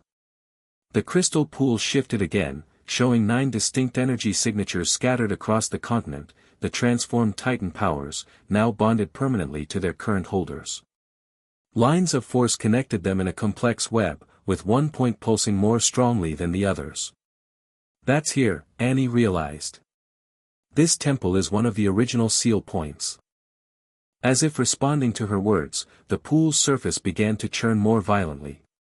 Cracks appeared in the stone floor around it, golden light seeping through. "We need to get out," Mikasa said urgently, grabbing Annie's arm. "Now." They turned to flee, but the stairway collapsed before they could reach it, stones crumbling as the chamber's integrity failed. The pool's light intensified, forming a column that shot upward through the ceiling. "It's activating." Annie shouted over the rumbling. "The seal is breaking." Mikasa pulled Annie behind a fallen column as debris rained down. The ground continued to shake, the ancient temple protesting as forces beyond its structural capacity tore through it. "We're trapped," Annie said, assessing their situation. The exits were blocked by collapsed masonry, the chamber destabilizing further with each passing second. Mikasa's hand went to the pouch Eren had given her. Naruto said this was connected to him. She pulled out a small, 3-pronged kunai knife with strange markings on its handle. It glowed faintly with the same golden energy now pouring from the crystal pool. "What do we do with it?" Annie asked. "I don't know," Mikasa admitted. "But we're out of options." As the chamber began to collapse around them, Mikasa gripped the kunai tightly, focusing on it as she might focus on a target before striking. Annie's hand closed over hers, their fingers intertwining around the handle. The kunai's glow intensified, responding to their combined touch. The markings on its surface seemed to flow like liquid, spreading up their arms. "Mikasa," Annie whispered, watching golden light envelop them both. The chamber gave one final, violent shudder before collapsing completely. But Mikasa and Annie were no longer there to be crushed beneath the rubble. Naruto felt the activation like a physical blow. He stumbled mid-fight, a hand going to his chest. "What is it?" Hang asked, defending his momentary vulnerability. "A seal anchor just collapsed completely," he said grimly. "The temple ruins." Levi landed beside them, fresh blood on his blades. "Ackerman and Leonhardt." Naruto closed his eyes briefly, focusing on a distant connection. "They used the Hiratian kunai. They're alive, but displaced." "Displaced where?" Eren demanded, joining them. His confrontation with Zeke had ended in stalemate, his half-brother retreating when reinforcements arrived. "I'm not sure yet," Naruto admitted. "The dimensional barriers are becoming unstable. They could be anywhere the seal network touches." A scout rushed up, saluting quickly. "Commander. We've secured the wall, but Zeke and his core forces escaped. And we're receiving reports of similar attacks at 2 other anchor points." It's a coordinated strike, Naruto realized. Madara is trying to collapse the entire seal network simultaneously. "Why?" Armin asked. "What happens if all the anchors fall?" Naruto's expression darkened. Reality itself tears open. The boundaries between dimensions dissolve. And anything waiting on the other side can cross over freely. Including the Ten-Tail's original form, Hang surmised. Or what remains of it, Naruto confirmed. Madara must have found a way to preserve its essence outside the 9 Titans. Aaron's fists clenched. "We need to get to Mikasa and Annie. If they found something at the temple, they have," Naruto interrupted, his focus distant. "I can feel the Hiratian kunai activating. They're moving." "Moving where?" Levi demanded. Naruto's eyes widened suddenly. "To the origin point. Where it all began." Mikasa and Annie materialized in a vast cavern lit by an eerie blue glow. They stumbled, disoriented from the instantaneous transportation, still gripping the kunai between them. "Where are we?" Mikasa gasped, fighting nausea. Annie steadied herself against a crystal formation, looking around with wide eyes. "Not where we were, that's for sure." The cavern stretched beyond sight, its ceiling lost in darkness above. The walls glittered with crystal formations similar to the one Annie had been encased in for years. At the center stood an enormous crystalline structure that pulsed with internal light, similar to the pool at the temple, but vastly larger. "It feels familiar," Annie said softly, drawn toward the central crystal. Mikasa followed cautiously, blades ready. "We shouldn't get too close. We don't know what it is." "I think I do," Annie replied, her voice oddly distant. "It's where Naruto first split the Ten-Tails. The origin point of all Titan powers." As they approached, the crystal's surface rippled like liquid, responding to their presence. Images formed within, fragmented at first, then coalescing into recognizable scenes. They saw Parody Island from above, the walls forming a complex pattern invisible from the ground. Energy flowed between specific points, creating a network that covered the entire island. The seal network, Mikasa realized. "We're seeing it activated." The image shifted to show the current attacks, Zeke's forces engaging at multiple points simultaneously, the energy pattern destabilizing with each breach. "This is happening now," Annie said urgently. "They're systematically collapsing Naruto's protection." The crystal pulsed more intensely, focusing on one particular point, a mountain far to the north, untouched by human settlement. Energy swirled around it in complex patterns, growing more chaotic as the seal network destabilized. "That's their real target," Mikasa realized. "Whatever's inside that mountain." Annie's eyes narrowed. "Or whatever it's keeping out." The cavern suddenly trembled, crystals tinkling like wind chimes as vibrations passed through the structure. The central crystal's light flickered ominously. "Someone's coming," Annie warned, dropping into a fighting stance. Mikasa moved to cover her back, blades at ready. "Naruto?" "Not him," Annie replied tensely. "Different energy. Colder." A section of the cavern wall rippled and distorted, space itself seeming to fold inward. A figure stepped through, tall, imposing, with long dark hair and ancient armor. His eyes held a distinctive pattern, concentric circles with strange tomo marks. "Madara," Mikasa identified him, recognizing the figure from the temple murals. He regarded them with mild interest. Unexpected visitors. An Ackerman and the female Titan's vessel. His gaze fell to the kunai still in Mikasa's hand. Ah. Naruto's spacetime technique. Clever of him to provide you with an escape route. We know what you're doing, Mikasa said, keeping her blade steady. Attacking the seal anchors to destabilize the barriers between dimensions. Madara smiled slightly. Not just destabilize. Replace. The old seals were flawed, designed to separate worlds. My new configuration will unite them. Causing catastrophic collapse in the process, Annie countered. A necessary transition phase, Madara dismissed. What emerges will be stronger. A unified reality where the artificial boundaries Naruto created no longer limit our potential. He moved toward the central crystal, ignoring their defensive postures. This is where it began, you know. Where he made his greatest mistake. Splitting what should have remained whole. The Ten Tails, Annie said. Madara nodded approvingly. You've learned quickly, female titan. Yes, the Ten Tails, the original form of all chakra in our world, and now the source of all titan power in yours. Why show us this? Mikasa demanded. Why let us see your plans? Because you're already part of them, Madara replied simply. The Ackerman bloodline and the female titan's adaptive nature, both essential components in the new configuration I'm establishing. He gestured to the central crystal, where new images formed, complex patterns connecting the 9 titans in their current incarnations, with special emphasis on the lines linking Mikasa and Annie.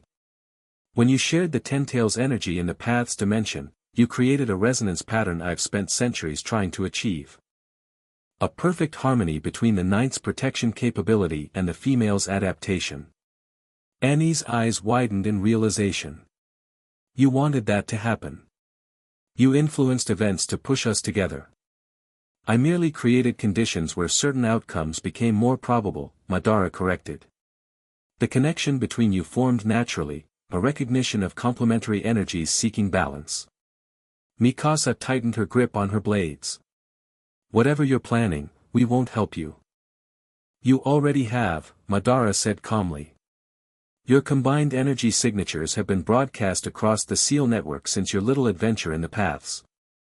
Every anchor point now recognizes your unique resonance pattern. The cavern trembled again, more violently this time. Cracks appeared in some of the smaller crystal formations. The reconfiguration is accelerating, Madara observed with satisfaction. Soon, the original seal network will collapse completely, allowing my new pattern to take its place. And then what happens? Annie demanded.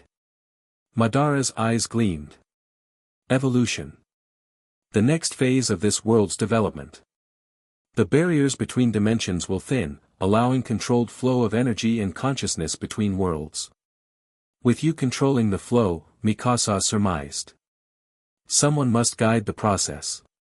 Just as Naruto once guided the development of the 9 titans. Madara studied them thoughtfully. You could be part of this new world's leadership. Your combined potential exceeds anything this dimension has seen before. We're not interested in your new world order, Annie said coldly. Madara seemed unsurprised by their rejection. You speak from ignorance. Let me show you what awaits. He raised his hand, the central crystal responding to his gesture.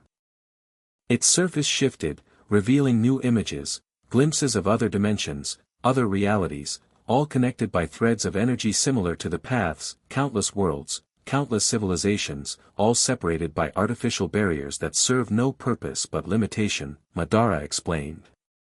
With the right configuration, knowledge and power could flow freely between them. Creating chaos and destruction in the process, Mikasa countered. Creating opportunity, Madara corrected. The strongest will adapt and flourish. The weak will be replaced by something better. We've seen what happens when people decide who's weak and who's strong, Annie said bitterly. It doesn't end well for anyone. Madara regarded them with something like pity.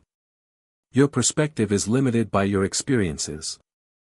You see only the immediate consequences, not the greater evolution that follows upheaval. The cavern shook again, pieces of the ceiling beginning to fall. The central crystal pulsed erratically, its light fluctuating between brilliance and near darkness. "We're out of time for philosophical debates," Madara observed. "The reconfiguration reaches its critical phase. You should decide where you wish to stand when the new order emerges." "We've already decided," Mikasa replied, raising her blades. Madara sighed. As expected. Naruto always did inspire misguided loyalty. He made a simple gesture, and both women found themselves suddenly immobilized, not physically restrained, but unable to move as if their bodies no longer responded to their commands. "The Rinnegan allows me certain advantages," Madara explained casually. "Including temporary control of physical forms within my sensory range." He approached them slowly. "I won't harm you. You're too valuable as conductors for the new SEAL network. But I can't have you interfering at this critical juncture." With another gesture, crystalline formations began to grow around Mikasa and Annie's feet, gradually encasing them as Annie had once been encased. "A temporary measure," Madara assured them. "When the reconfiguration completes, you'll be released into the new reality. Whether you embrace it or fight it will be your choice then." Despite their immobility, Mikasa managed to maintain her grip on the Hiraishin kunai, its metal warm against her palm. Annie, standing close enough that their shoulders touched, felt the contact like a lifeline. "He's underestimating us," Annie whispered, her lips barely moving. "Always has been his weakness," a new voice agreed.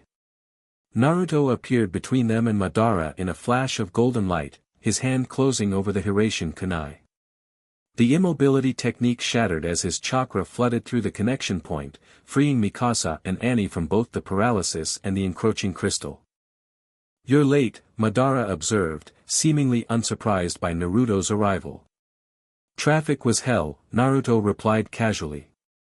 Something about reality breaking down at multiple points simultaneously. He glanced back at Mikasa and Annie. "You two okay?" They nodded, moving to flank him as the crystal retreated. "The SEAL network?" Annie asked. "Holding, barely," Naruto answered.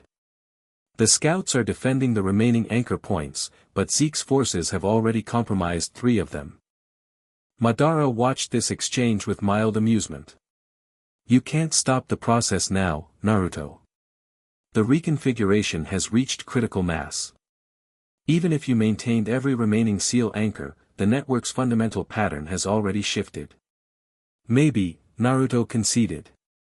"But I can still alter the outcome." His eyes shifted, taking on the same ringed pattern as Madara's. Golden energy began to flow around him, coalescing into a visible aura that extended to Mikasa and Annie. "The Ackerman bloodline and the female titan's adaptive nature," Naruto said, echoing Madara's earlier words. "You're right about their importance. But wrong about their purpose." Madara's expression hardened. "You wouldn't." "I would," Naruto confirmed. "What you saw as a weakness in my original design was actually its greatest strength. The 9 were never meant to combine back into the 10 tails. They were meant to evolve independently, creating new possibilities neither of us could predict." The cavern shuddered violently, the central crystal's light fluctuating wildly. Reality itself seemed to waver, the boundaries of the cavern becoming indistinct as dimensional barriers thinned. "What's happening?" Mikasa asked, fighting to maintain her balance. "The SEAL network is collapsing," Naruto explained. "But not in the way Madara intended. We're going to redirect the energy flow." "We?" Annie questioned.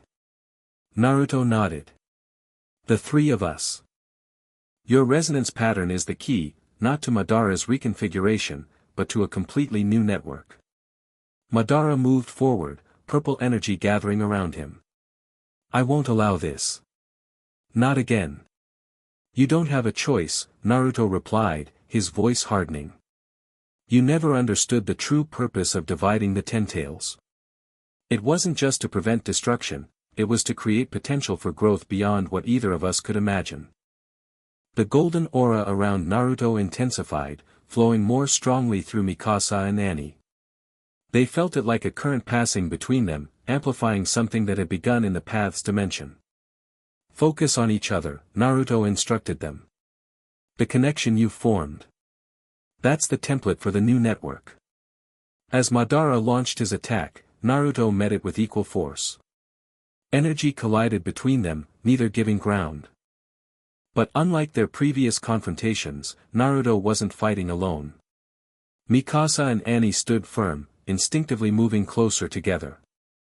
The golden energy flowed through them, between them, creating a circuit that grew stronger with each passing moment. The Hiraishin kunai glowed brightly in Mikasa's hand, its markings spreading to encompass both women. He can't hold Madara off forever, Annie realized. We need to complete whatever he's trying to do.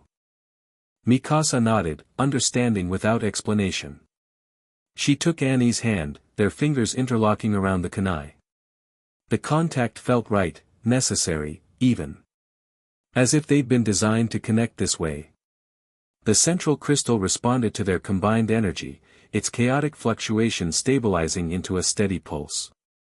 New patterns formed on its surface, neither Naruto's original seal design nor Madara's reconfiguration, but something entirely new. It's working, Annie whispered, watching the pattern spread from the crystal to the cavern walls, racing outward along invisible pathways. Madara recognized the threat, redoubling his attack on Naruto. You're making the same mistake. Creating something you can't control. That's the point, Naruto replied, holding firm despite the strain. It was never about control. The energies between them intensified, the cavern filling with light so bright it should have blinded them. Yet they could see perfectly, the patterns clarifying, reality itself seeming to realign around the new configuration. Mikasa felt Annie's presence more strongly than ever, their consciousnesses brushing at the edges. Not merging, but harmonizing, distinct yet complementary. Through this connection, she suddenly understood what Naruto was attempting. The nine were meant to seek balance naturally, she said, the knowledge rising from somewhere beyond her own experience. To find their counterparts across bloodlines and powers. Annie nodded, similar understanding dawning. The Ackerman and the female, protection and adaptation. Complementary aspects designed to eventually find each other. Precisely, Naruto confirmed, still holding Madara at bay. The perfect resonance pattern can only form naturally, between individuals who choose connection. Force it, as Madara attempted, and the pattern becomes corrupted. The new seal network continued to spread, racing outward from the cavern to encompass the entire island, then beyond. As it reached each compromised anchor point, the chaotic energies stabilized, realigning to the new pattern. Madara sensed his plans unraveling. With a roar of frustration, he gathered his remaining power for one devastating attack. If I can't reshape reality, I'll tear it apart completely, he declared. Let the Ten Tails devour what remains. He directed his attack not at Naruto, but at the central crystal, the origin point of all Titan powers and the focal point of the new seal network. If shattered, the uncontrolled energy release would devastate the dimensional barriers beyond repair. Naruto moved to intercept, but Madara had anticipated this. A secondary attack caught him from behind, momentarily staggering the sage. Mikasa. Annie. Naruto called out. You need to complete the connection now. Without hesitation, they moved as one. The kunai between their joined hands became a conduit, channeling their combined energy directly into the central crystal as Madara's attack raced toward it. The impact was catastrophic, a collision of opposing forces that should have annihilated everything within the cavern. But something unexpected happened. Where the energies met, they didn't destroy each other. They transformed. The central crystal absorbed both Madara's attack and Mikasa and Annie's combined energy, integrating them into a new whole. The crystal's surface rippled one final time before stabilizing into a configuration unlike anything seen before, neither solid nor liquid, neither single nor multiple, a perfect expression of balanced duality. Madara stared in disbelief. Impossible. Not impossible, Naruto corrected, regaining his footing. Inevitable. The natural conclusion of what we started thousands of years ago. The cavern stabilized, the violent tremor subsiding into gentle vibrations that felt more like a heartbeat than an earthquake. The crystal's light settled into a steady glow, neither overwhelming nor dim. Madara stood motionless, his power temporarily exhausted. "What have you done?" "We didn't do it," Naruto replied, nodding toward Mikasa and Annie. "They did." The two women stood together, still connected by their joined hands and the kunai between them. The golden aura had faded, but something of it remained, a subtle connection visible only to those with eyes to see it. "What exactly did we do?" Annie asked, looking around at the transformed cavern. "You created a new balance," Naruto explained. "Not my original pattern, nor Madara's reconfiguration, but something that evolved naturally from both. A network that allows controlled interaction between dimensions without risking collapse." Madara's eyes narrowed. "This changes nothing. The boundaries are still weakened. What lies beyond will still seek entrance." "Yes," Naruto agreed. "But now we're ready for it." The 9 titans in their transformed state, balanced by natural connections rather than forced alignment.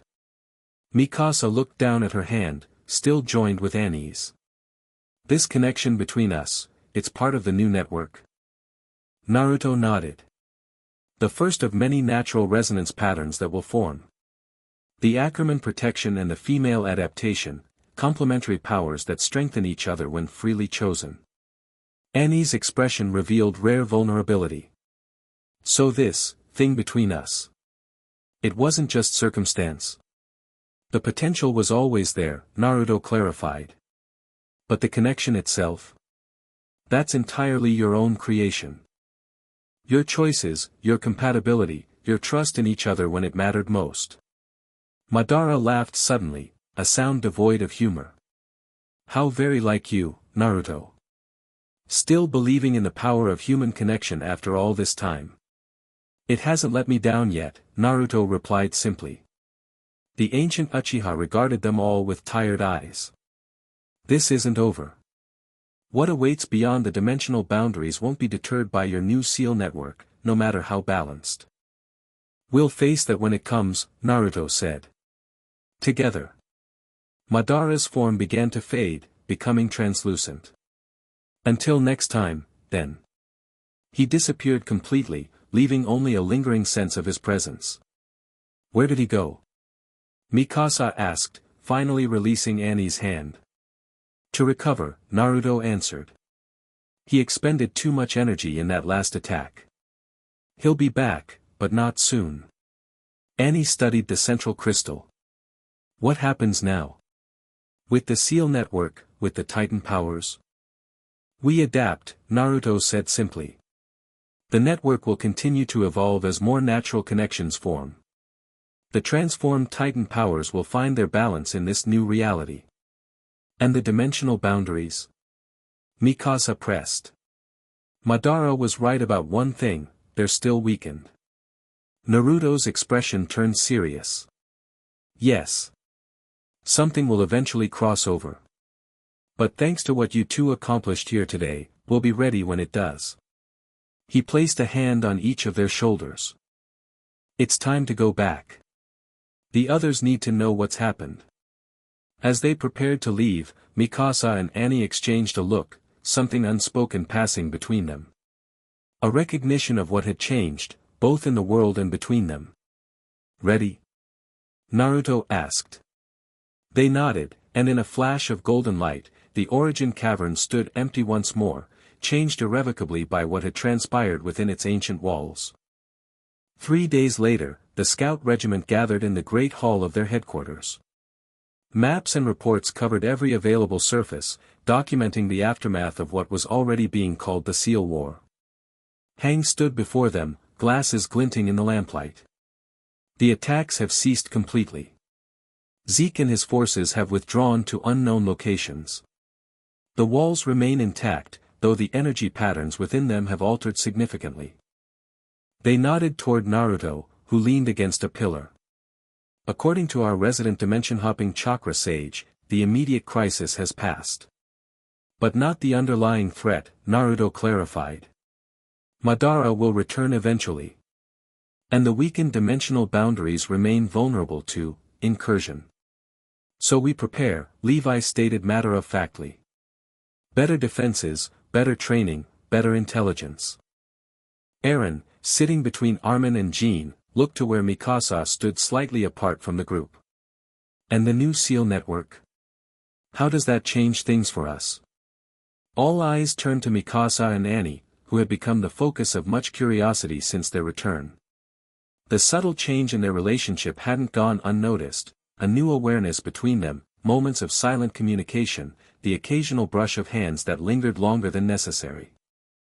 The network connects differently now, Mikasa explained, more comfortable speaking publicly than she'd been before. The 9 Titans are still central points, but the connections between them aren't fixed anymore. They form naturally, Annie continued, based on compatibility and choice rather than inheritance or design. Hank's scientific curiosity was evident. And the connection between you two?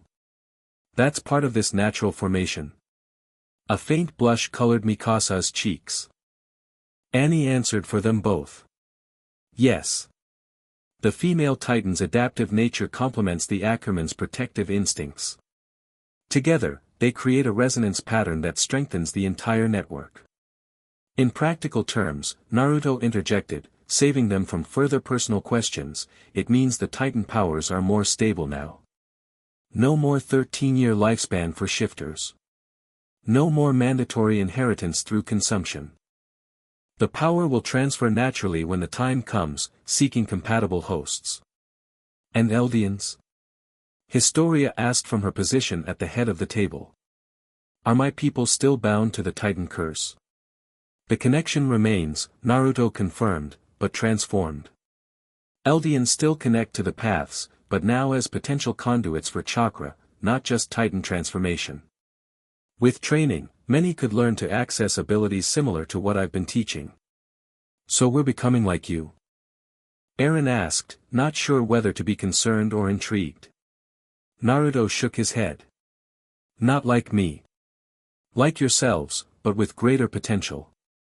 The boundaries between human and Titan are blurring, allowing for evolution beyond what either Madara or I originally envisioned.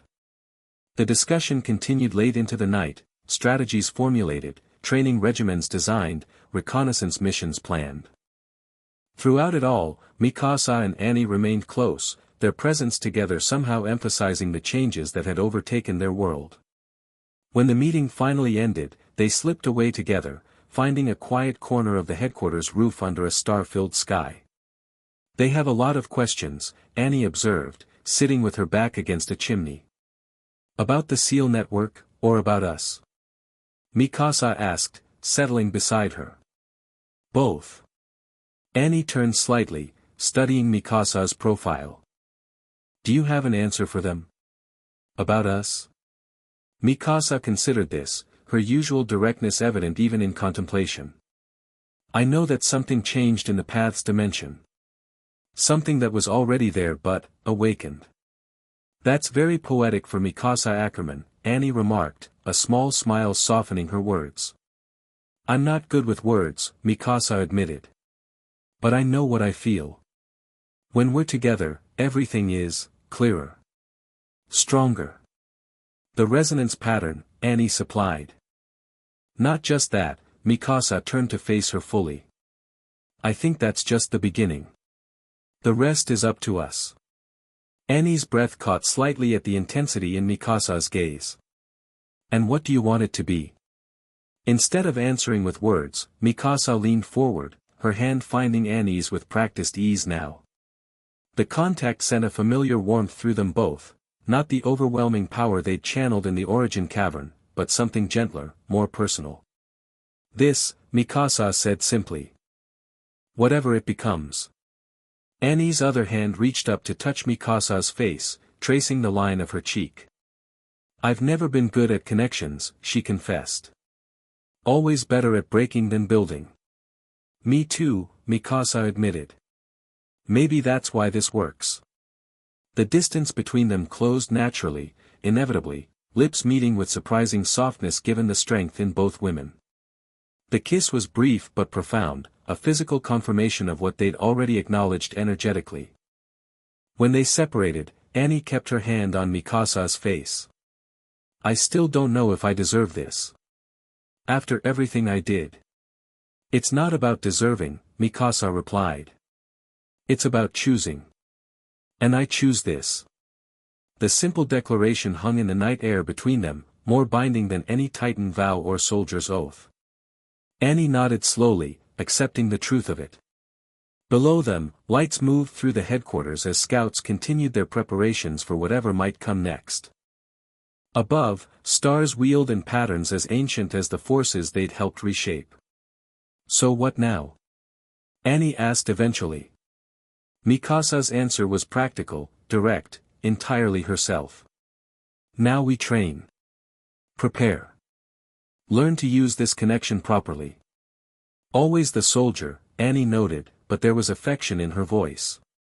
"We'll need to be," Mikasa replied, her gaze turning toward the horizon. "Whatever comes through those weakened boundaries won't be friendly." Annie followed her gaze. "No. But at least we won't face it alone." Their hands remained joined as they contemplated the future, uncertain, dangerous, but faced together. The resonance pattern between them hummed with quiet potential, the first of many connections in a world remaking itself one choice at a time. From a nearby rooftop, Naruto observed them with a smile before quietly withdrawing. Some things were meant to develop without interference, even from ancient sages. Especially from ancient sages. He turned his attention outward, to the faint disturbances he could already sense at the edges of reality, the first tentative probes from whatever lurked beyond. The real challenge was just beginning. But for the first time in millennia, he felt genuine hope. Not because of his own power or Madara's ambitions, but because of what he'd witnessed in that cavern, two humans choosing connection over division, finding strength in vulnerability, creating something new from what had been given to them. Perhaps this world would survive after all. Chapter 3, Paths converged 6 weeks after the events at the Origin Cavern, an uneasy quiet had settled over Parody Island. The scout regiment maintained vigilant patrols along the modified seal anchors while Naruto trained selected soldiers in chakra techniques. Outwardly, life continued with cautious normality. But everyone felt the gathering storm. Mikasa woke before dawn, Annie's arm draped across her waist. They'd started sharing quarters 3 weeks ago, a development that raised eyebrows but drew no official comment.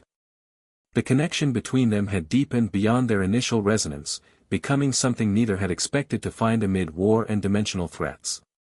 She studied Annie's sleeping face, softer in unconsciousness than her waking warrior mask. Strands of blonde hair fell across her forehead, and Mikasa gently brushed them aside. The simple gesture still amazed her, that she could touch someone this way, with tenderness instead of combat efficiency. Annie's eyes opened, instantly alert. "What time is it?" "Early," Mikasa answered. "The mission briefing isn't for another 2 hours." Annie nodded, making no move to rise. Her fingers traced idle patterns on Mikasa's skin beneath the blankets. "You sleep at all?" "Some." "Liar." Mikasa's lips quirked slightly. "I was thinking." "Dangerous activity," Annie teased, though her eyes remained serious. "About today's mission?" "About everything," Mikasa admitted. "It's been too quiet. Madara's planning something big." Annie propped herself up on one elbow. "Naruto thinks so too. I caught him meditating on the roof last night, monitoring the dimensional boundaries. He looked worried." "The dreams are getting stronger," Mikasa said quietly. Annie's expression turned concerned. Since establishing their connection in the Origin Cavern, they'd begun sharing occasional dreams, glimpses of other dimensions, other realities. Sometimes beautiful, sometimes terrifying, always alien. "What did you see?" "A creature with 10 tails destroying a city unlike anything on our world. Buildings tall as mountains crumbling like sand. People with strange abilities fighting, failing." Mikasa's voice remained steady, but her eyes revealed her disturbance. And Madara watching it all, waiting. Annie sat up fully. We should tell Naruto before the briefing. They dressed quickly, moving with the synchronized efficiency of soldiers who had become something far more to each other. Their movements unconsciously complemented one another, Annie passing Mikasa her gear harness before she asked, Mikasa handing Annie her boots at precisely the right moment. Small moments of connection that neither acknowledged aloud but both silently treasured. Outside, the headquarters compound was already active despite the early hour. Scouts prepared equipment, checked maps, reviewed intelligence reports. The atmosphere carried a tension everyone recognized but few discussed, the calm before inevitable conflict. They found Naruto in the training yard, eyes closed as he sat cross-legged above the ground, hovering slightly on invisible energy. His face showed strain despite his meditative posture. You've been dreaming too, he said without opening his eyes as they approached. Not a question. Yes, Mikasa confirmed. The Ten Tails. A destroyed city. Naruto sighed, lowering himself to the ground and opening his eyes.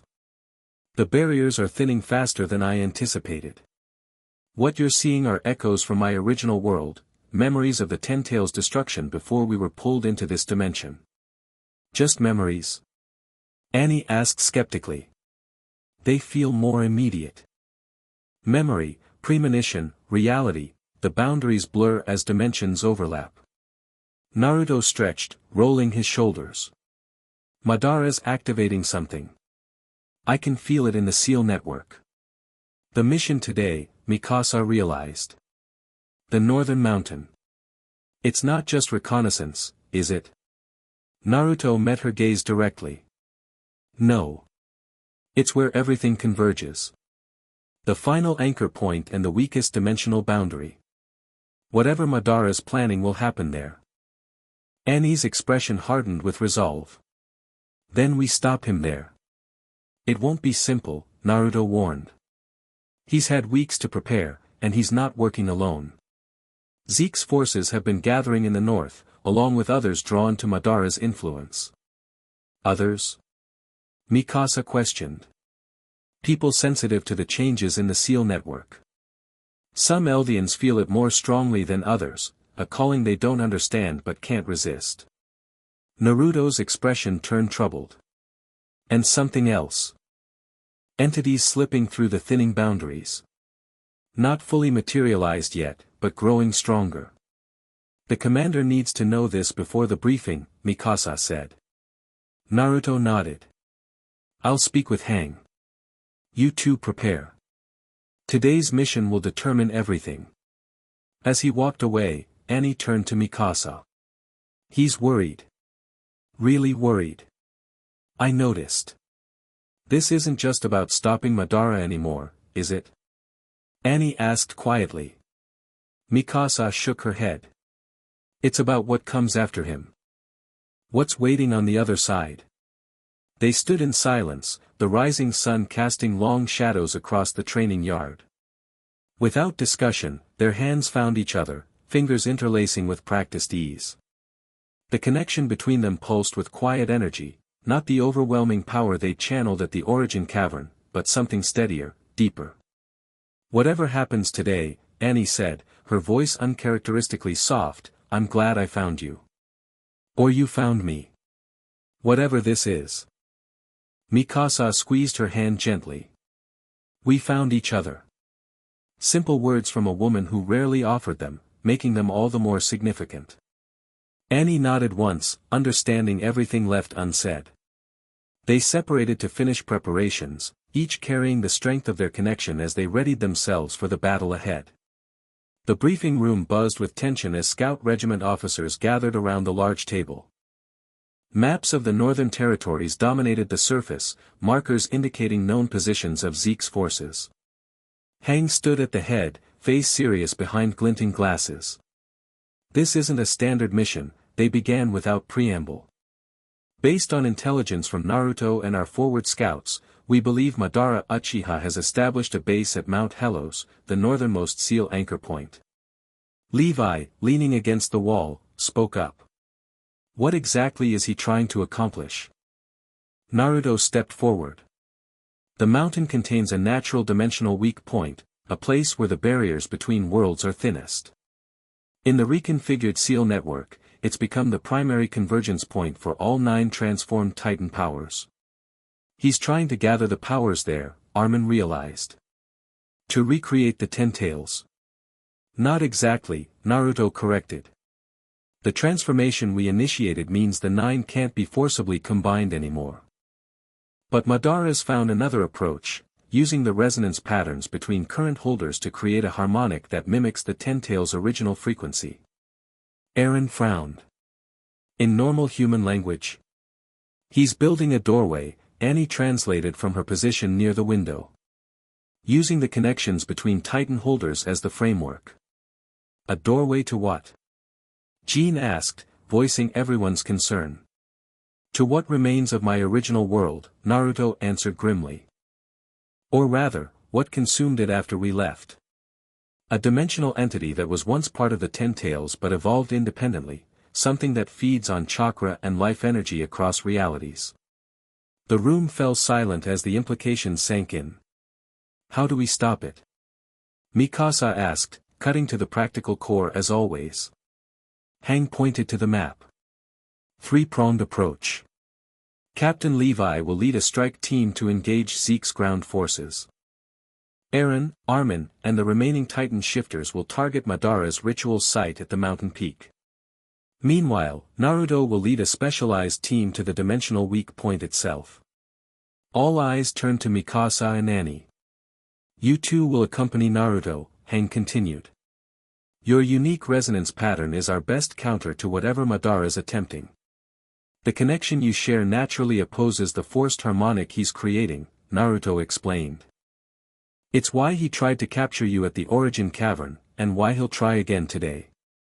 So we're bait, Annie observed dryly. You're the key, Naruto corrected. To stopping Madara and sealing the breach before it fully opens. Levi pushed off from the wall. How many troops are we facing? At least 200 under Zeke's direct command, Hang replied.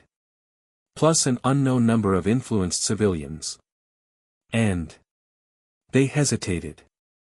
And several partial manifestations from the other side, Naruto finished. Not fully materialized, but dangerous. They'll appear as shadowy figures with chakra capabilities similar to mine, but distorted. Great, Jean muttered. Dimension-hopping shadow monsters. Just when I thought this job couldn't get weirder. Departure in 1 hour, Hang concluded. Gear up for extended engagement and extreme conditions. The Northern Territory is harsh this time of year. As the briefing dispersed, Eren approached Mikasa and Annie. His relationship with both had evolved into something complex, not quite friendship with Annie, not quite family with Mikasa anymore, but a mutual respect born of shared experience. Be careful up there, he said simply. Both of you. Mikasa nodded. You too. Don't take unnecessary risks. Says the woman heading directly to a dimensional breach, Eren replied with a hint of his old fire. Annie studied him with her penetrating gaze. The founding Titan's power is still connected to all Eldians. If things go wrong at the mountain. I know, Eren said, understanding her unspoken warning. I'll be ready. They parted without further words, each carrying the weight of their responsibilities. Outside, scouts loaded equipment onto wagons and horses as storm clouds gathered on the northern horizon, a fitting backdrop for the day's grim purpose. Naruto found Mikasa and Annie preparing their gear by the stables. There's something else you should know, he said quietly, ensuring they weren't overheard. About your connection and what it means for today. Both women turned their full attention to him. The resonance pattern you created at the Origin Cavern has continued to evolve, he explained. It's becoming something I've only seen once before, in my original world, a perfect synchronization of complementary chakra natures. What does that mean for us? Mikasa asked directly. It means you can share abilities, channel power between you with minimal loss. Naruto's expression turned serious. But it also means you're more vulnerable if separated. The connection works both ways, strength together, weakness apart. Annie's eyes narrowed. Madara will target that weakness. Without question, Naruto confirmed. He'll try to isolate you from each other, disrupt the resonance pattern. Then we don't get separated, Mikasa stated with characteristic simplicity. Naruto smiled faintly at her directness. Easier said than done in battle. But yes, that's the idea. He handed each of them a small object, paper tags inscribed with complex seals written in glowing ink. What are these? Annie asked, examining hers. Emergency anchors, Naruto explained. If you're physically separated, they'll maintain your energetic connection. A temporary measure, but potentially crucial. They secured the tags inside their uniforms, close to their skin as Naruto instructed. One last thing, he added. The closer we get to the dimensional weak point, the stronger your shared dreams may become. Don't fight them, they're part of how your consciousness is adapting to the thinning boundaries. Information might come through that we need. The final preparations continued around them as the departure time approached. Storm clouds advanced from the north, unnatural in their speed and formation. The wind carried a strange scent, ozone and something else, something alien. It's starting, Naruto murmured, looking skyward. Madara's ritual is already affecting the atmosphere. Levi approached, fully equipped for battle. Time to move out. The scout regiment advanced northward in formation, ODM gear supplemented with cold weather gear for the harsh mountain conditions. The unnatural storm grew as they approached, lightning and impossible colors flashing between clouds. Naruto rode at the front beside Hang and Levi, his senses extended to monitor the dimensional disturbances. Behind them, Mikasa and Annie maintained position in the specialized squad, their awareness of each other a constant undercurrent beneath combat readiness. The barriers fluctuating, Naruto reported as they entered the mountain's shadow. Madara's further along than I anticipated. Can we still stop it? Hang asked. Yes, but we'll need to split up sooner than planned. The ground forces are already in position ahead. Levi signaled to his squad. We'll engage Zeke's troops here. Create the opening you need to reach the mountain. As if responding to his words, the first enemies appeared, soldiers in unfamiliar uniforms moving with the strange coordination they'd observed in previous encounters. Their eyes glowed faintly with unnatural light, evidence of Madara's influence. They're not fully conscious, Naruto warned. Avoid killing if possible. Incapacitate and move on. The scout regiment engaged with practiced efficiency, ODM gear allowing them to outmaneuver the controlled soldiers despite being outnumbered. Levi moved like a lethal wind among them, using the blunt edge of his blades to render opponents unconscious rather than dead. Paths opening on the eastern ridge, he called to Naruto. Take it now. Naruto signaled to his team, Mikasa, Annie, and 5 specially trained scouts with sensitivity to chakra energy. Move out. Stay tight. They broke from the main battle, redirecting toward the eastern slope as Levi's squad provided cover. The controlled soldiers immediately adjusted, a significant portion breaking off to pursue them. They're targeting us specifically, Annie observed, dispatching an attacker with a precise strike. Madara knows we're coming, Naruto confirmed. They fought their way up the increasingly steep terrain, the unnatural storm intensifying around them. Lightning struck closer, the ground itself beginning to tremble with energies building beneath the mountain. Halfway up the slope, they encountered the first dimensional anomaly, a rippling distortion in the air that pulsed with sickly purple light. As they approached, shadowy figures began to emerge from it, their forms not quite solid, not quite transparent. Don't engage directly. Naruto warned. Their touch can drain chakra. He demonstrated by creating energy spheres that he launched at the entities, keeping them at distance. Mikasa and Annie coordinated instinctively, positioning themselves to protect the scouts who lacked their enhanced abilities. "We need to close that breach," Naruto called, forming complex hand signs. Golden chains erupted from his body, wrapping around the spatial distortion and pulling it closed like stitches on a wound. The effort visibly drained him, and more distortions were appearing further up the slope. "There are too many," one of the scouts said, voice tight with controlled fear. "Maintain formation," Mikasa ordered calmly. "Focus on reaching the summit." They pressed forward, fighting through increasingly difficult conditions. 2 scouts fell to the shadowy entities despite their precautions, their bodies withering upon contact. The remaining team tightened formation, grief transmuting to determined resolve.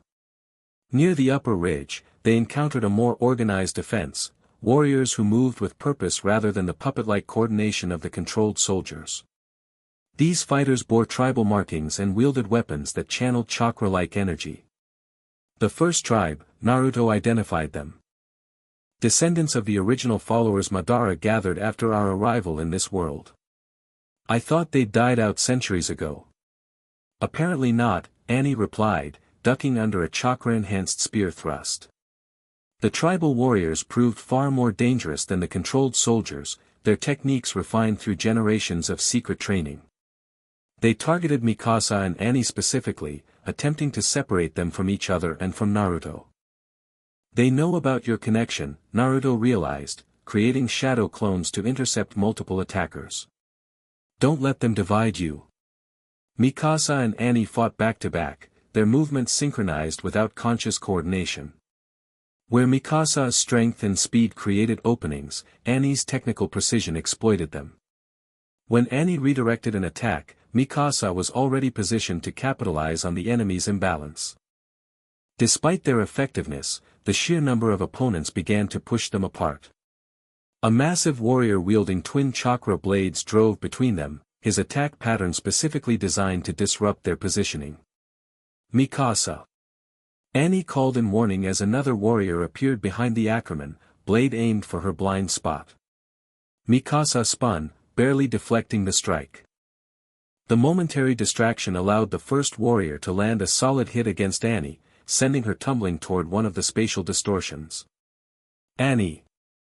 Mikasa moved to intercept, but 3 more warriors blocked her path.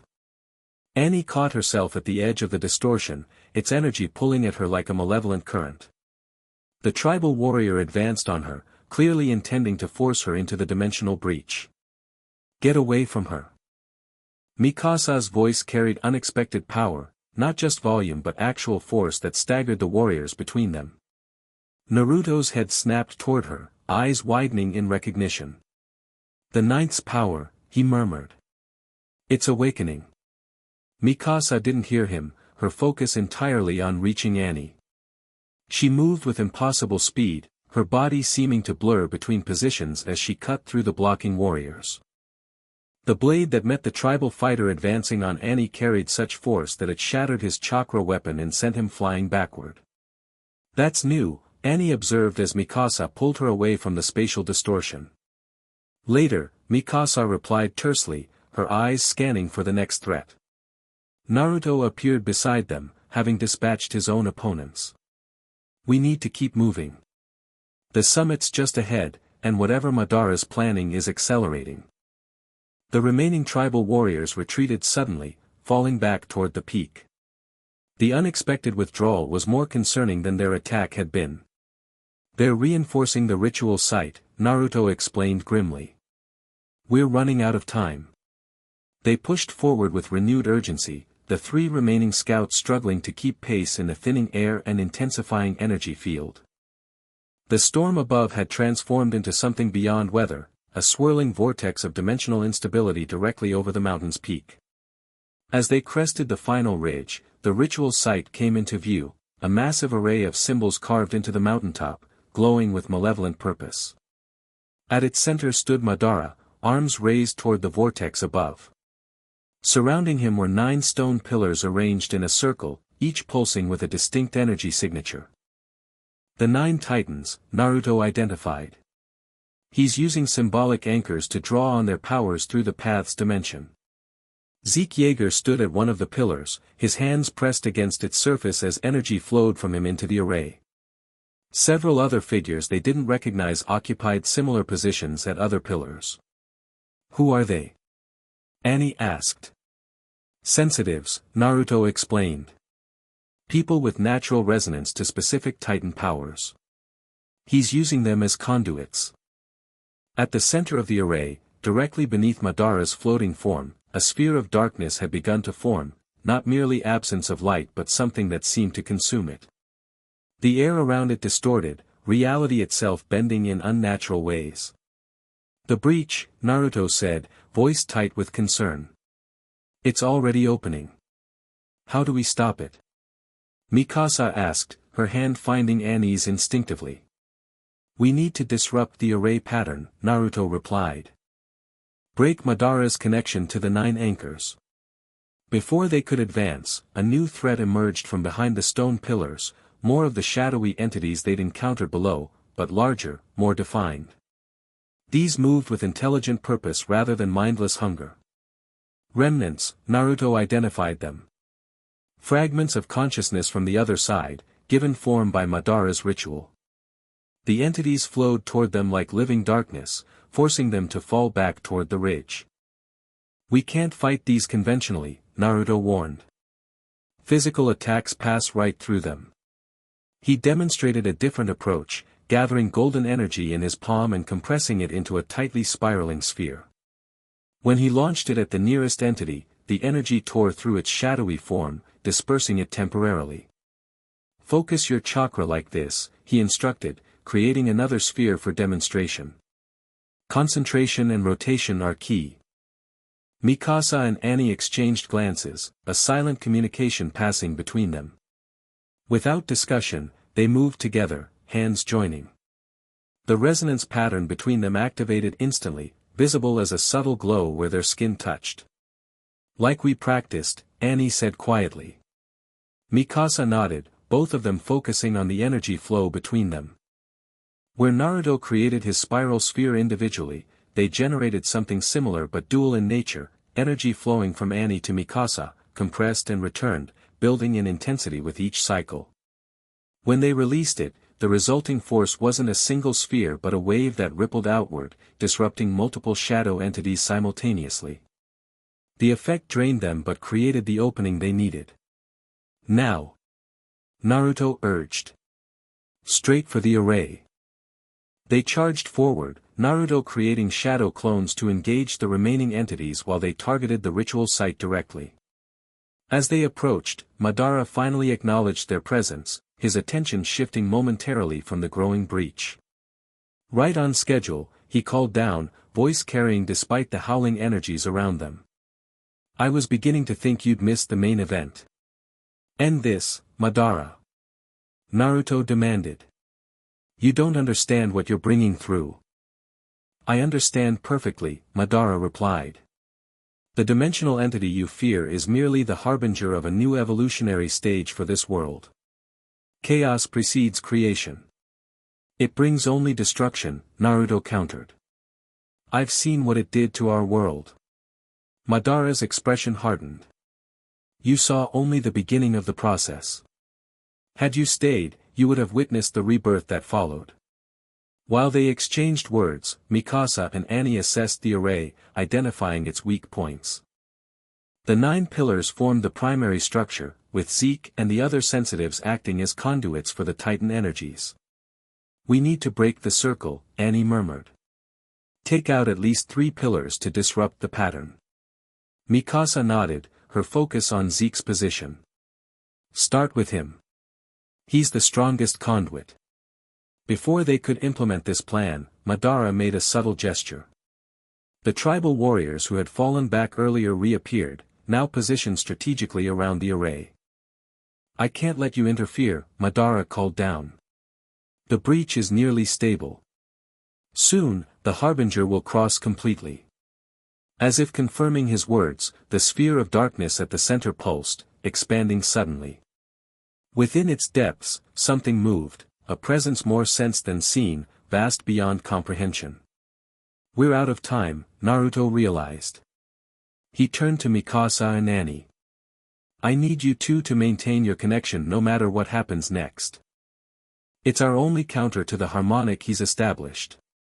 What are you going to do? Mikasa asked, noting the resolution in his expression. Something reckless, Naruto admitted. But necessary. Golden energy began to build around him, far more intense than they'd seen before. His appearance changed subtly, skin glowing, markings extending across his body, eyes shifting to a pattern of concentric rings. 6 Paths Sage Mode, he said, naming the transformation. I haven't used this since our original battle, Madara. The ancient Uchiha actually looked concerned for the first time, his attention fully diverted from the ritual. You don't have the reserves to maintain that form in this dimension, he warned. You'll burn yourself out completely. Maybe, Naruto acknowledged. But I'll take you with me. He launched himself directly at Madara, moving with such speed that the air cracked in his wake. Madara responded in kind, his own purple energy manifesting as he met Naruto's charge midair. The collision of their powers sent shockwaves across the mountain peak, disrupting the ritual array momentarily. The tribal warriors staggered, the sensitives at the pillars crying out as their connections fluctuated. Now! Annie urged, pulling Mikasa toward Zeke's position. They moved in perfect coordination, Annie engaging the nearest tribal defenders while Mikasa targeted Zeke directly. The Beast Titan wielder saw her coming, his expression showing no surprise. Ackerman, he acknowledged, maintaining his contact with the pillar despite her approach. I wondered if you'd be the one they sent. Step away from the pillar, Mikasa demanded, blades ready. Zeke smiled thinly. You don't understand what we're achieving here. The liberation of all Eldians. The end of the cycle of hatred. By destroying the world. Mikasa challenged. By transcending it, Zeke corrected. The entity Madara summons will absorb the cursed Eldian bloodline into something greater, a collective consciousness beyond suffering. Mikasa's expression remained impassive. Not interested. She attacked with precision, aiming to separate Zeke from the pillar without killing him.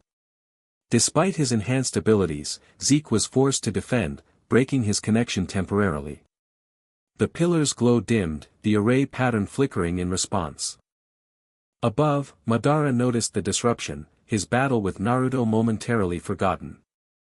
Maintain the connection, he ordered the other sensitives. Compensate for the fluctuation.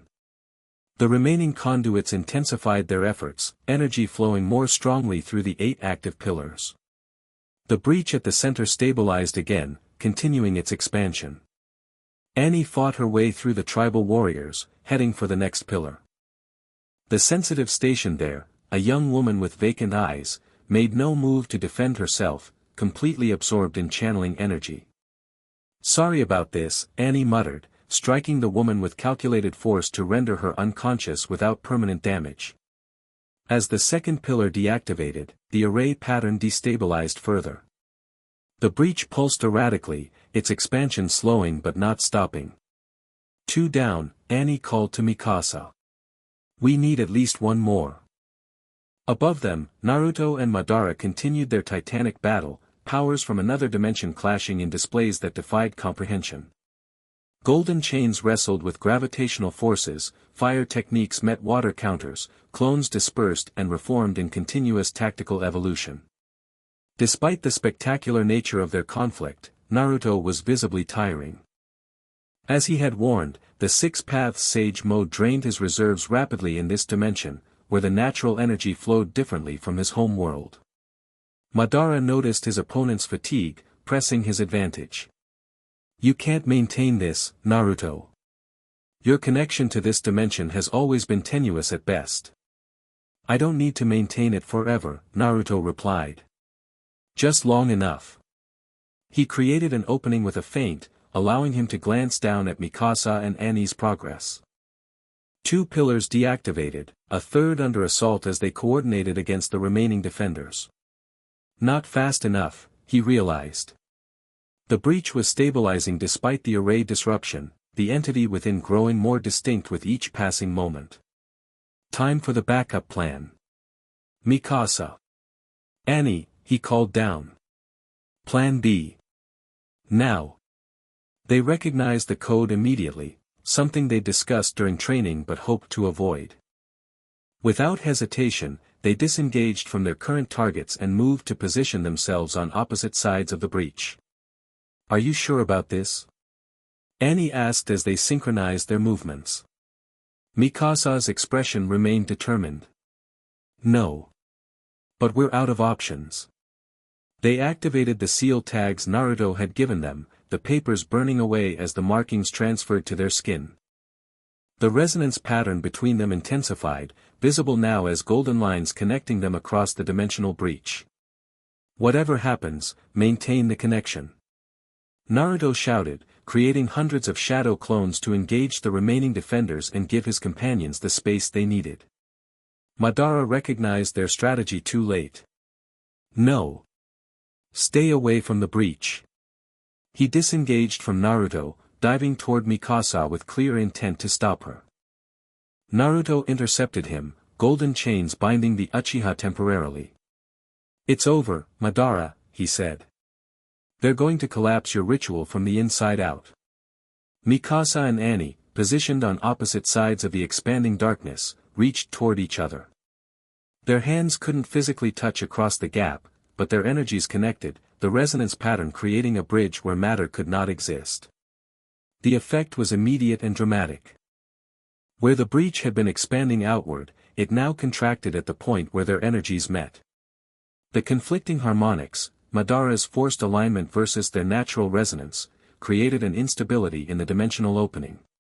Keep going. Naruto encouraged, still restraining Madara. Push your connection into the breach itself. They complied, though the effort drained them visibly. The golden lines of their resonance pattern extended into the darkness, illuminating it from within. For the first time, they could clearly see what waited on the other side, a vast, amorphous presence with countless eyes and mouth-like openings, its form shifting constantly as it pressed against the thinning barrier between worlds. The Harbinger comes. Madara declared, breaking free from Naruto's chains. The transcendence begins. But something unexpected happened as Mikasa and Annie's resonance pattern penetrated deeper into the breach. The entity recoiled from their connection, its formless body convulsing as if in pain. It's working. Annie called, her voice strained from the effort. It's retreating. Madara's expression shifted from triumph to concern. Impossible. The Harbinger cannot be repelled by human consciousness. Not by one human consciousness, Naruto corrected, understanding dawning. But by a perfect resonance between complementary souls.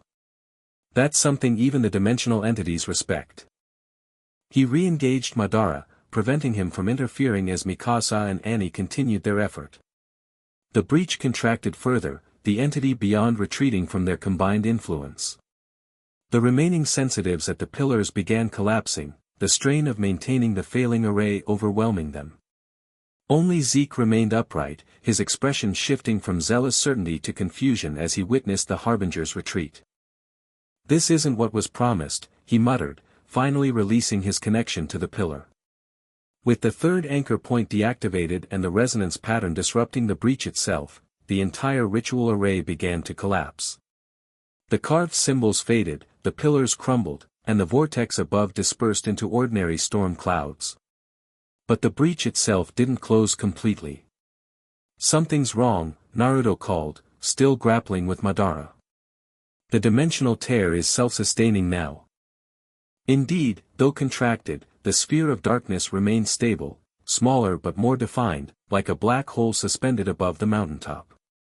The entity had retreated, but the opening itself persisted. We can't close it from here, Mikasa realized, maintaining her position despite growing exhaustion. Annie met her eyes across the gap. We need to close it from both sides simultaneously. Naruto understood their implication immediately. No. That's too dangerous.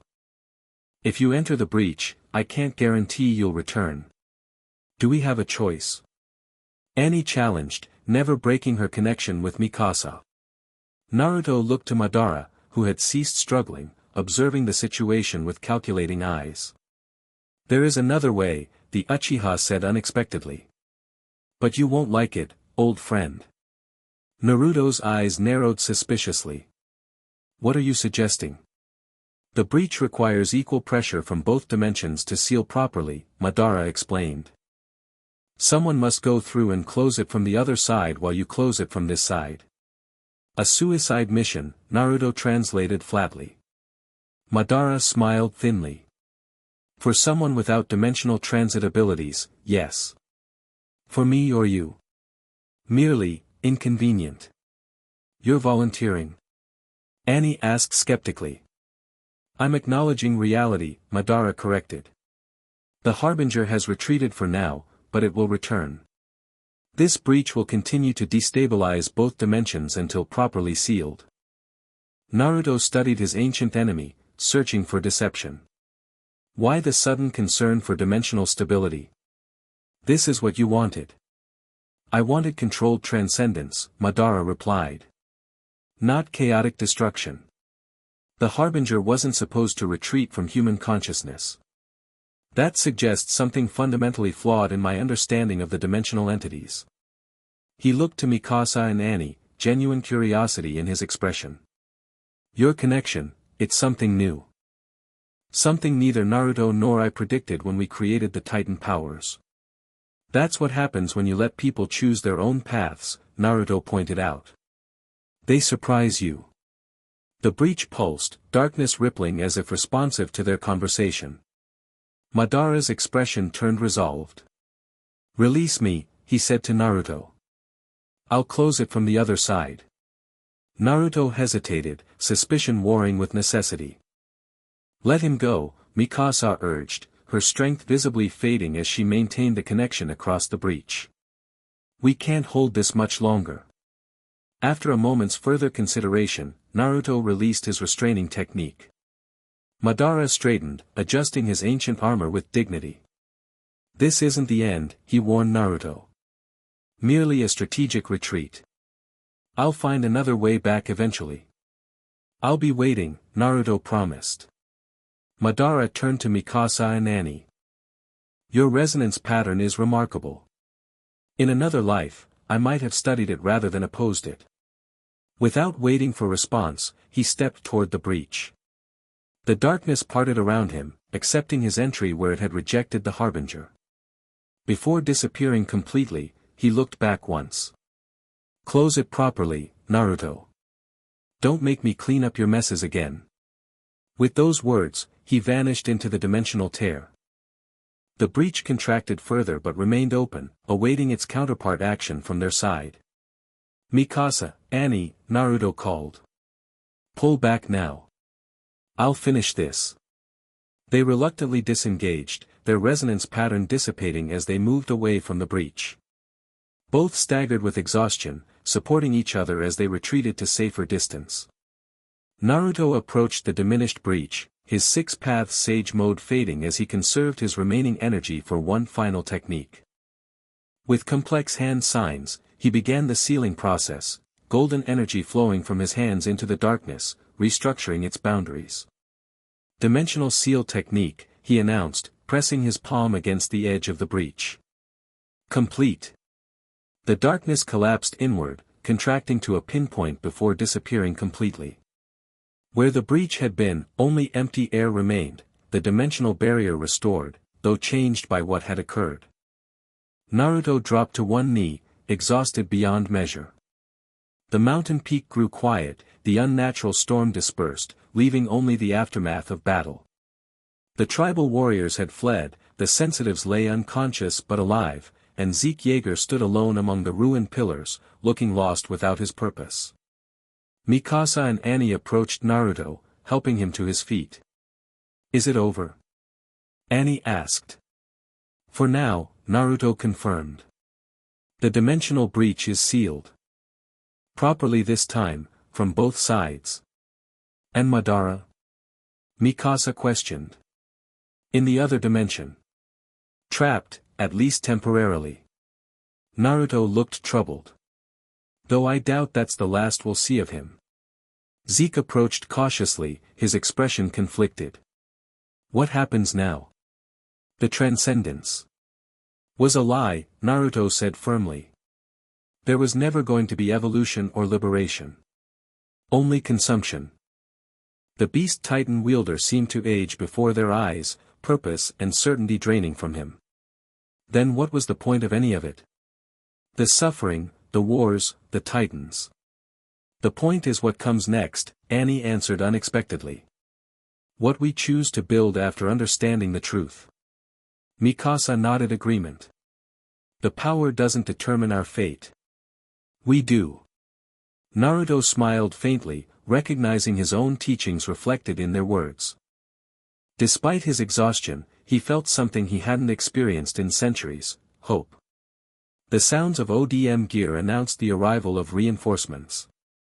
Levi landed first, bloodied but standing, followed by Hang and several scouts. The controlled soldiers collapsed suddenly, Hang reported. All of them, simultaneously. Madara's influence, Naruto explained. When he crossed the dimensional barrier, his connection to this world weakened significantly. Levi surveyed the ruined ritual site. So we won. We prevented catastrophe, Naruto corrected. Victory might be overstating it. More scouts arrived, including Eren and Armin, who had fought their way up the mountain's western face. The reunion was subdued, relief tempered by awareness of what they'd nearly lost and what challenges remained. As the scout regiment secured the area and tended to the wounded, Mikasa and Annie found a quiet moment together at the edge of the peak, looking out over the landscape below. The transformation they'd undergone to maintain their connection had left visible traces, faint golden markings on their skin where they touched, reminiscent of Naruto's own chakra manifestation. Your Ackerman abilities, Annie said quietly. They've changed. Mikasa nodded, examining her hand where the markings glowed subtly. The ninth Titan's power, Naruto called it. Not transformation but enhancement. The Guardian, Annie recalled from the temple murals. Designed to protect against Titan threats. And dimensional ones, apparently, Mikasa added with dry humor. They fell silent, the weight of the day's events settling around them. The connection between them hummed quietly, changed but unbroken by their ordeal. I saw something, Annie admitted finally. When we were bridging the breach. A vision of possibilities. Mikasa turned to her. What did you see? Peace, Annie said simply. Not perfect, not without struggle, but sustainable. A world where titans aren't weapons or curses, but something different. Something chosen rather than imposed. Is that possible? Mikasa wondered. After everything that's happened. Annie's hand found hers, their marked skin connecting with a subtle glow. I think we're already building it. Naruto joined them, having recovered somewhat from his exhaustion. He observed their joined hands and the markings with knowing eyes. The resonance pattern has permanently altered both of you, he confirmed. Your connection to each other and to the Titan powers has evolved beyond what existed before. Is that dangerous? Mikasa asked practically. Naruto shook his head. The opposite. It's the natural evolution I hoped for when I first created the nine. Powers that adapt to their holders rather than consuming them. Connections that strengthen rather than bind. And the dimensional threat? Annie pressed. The Harbinger. Madara. Still out there, Naruto acknowledged. The barriers remain thinner than before, though stable for now. Madara will eventually find another way to return. He's resourceful and immortal in his own way. Then we prepare, Mikasa stated simply. Naruto smiled at her directness. Yes. We prepare.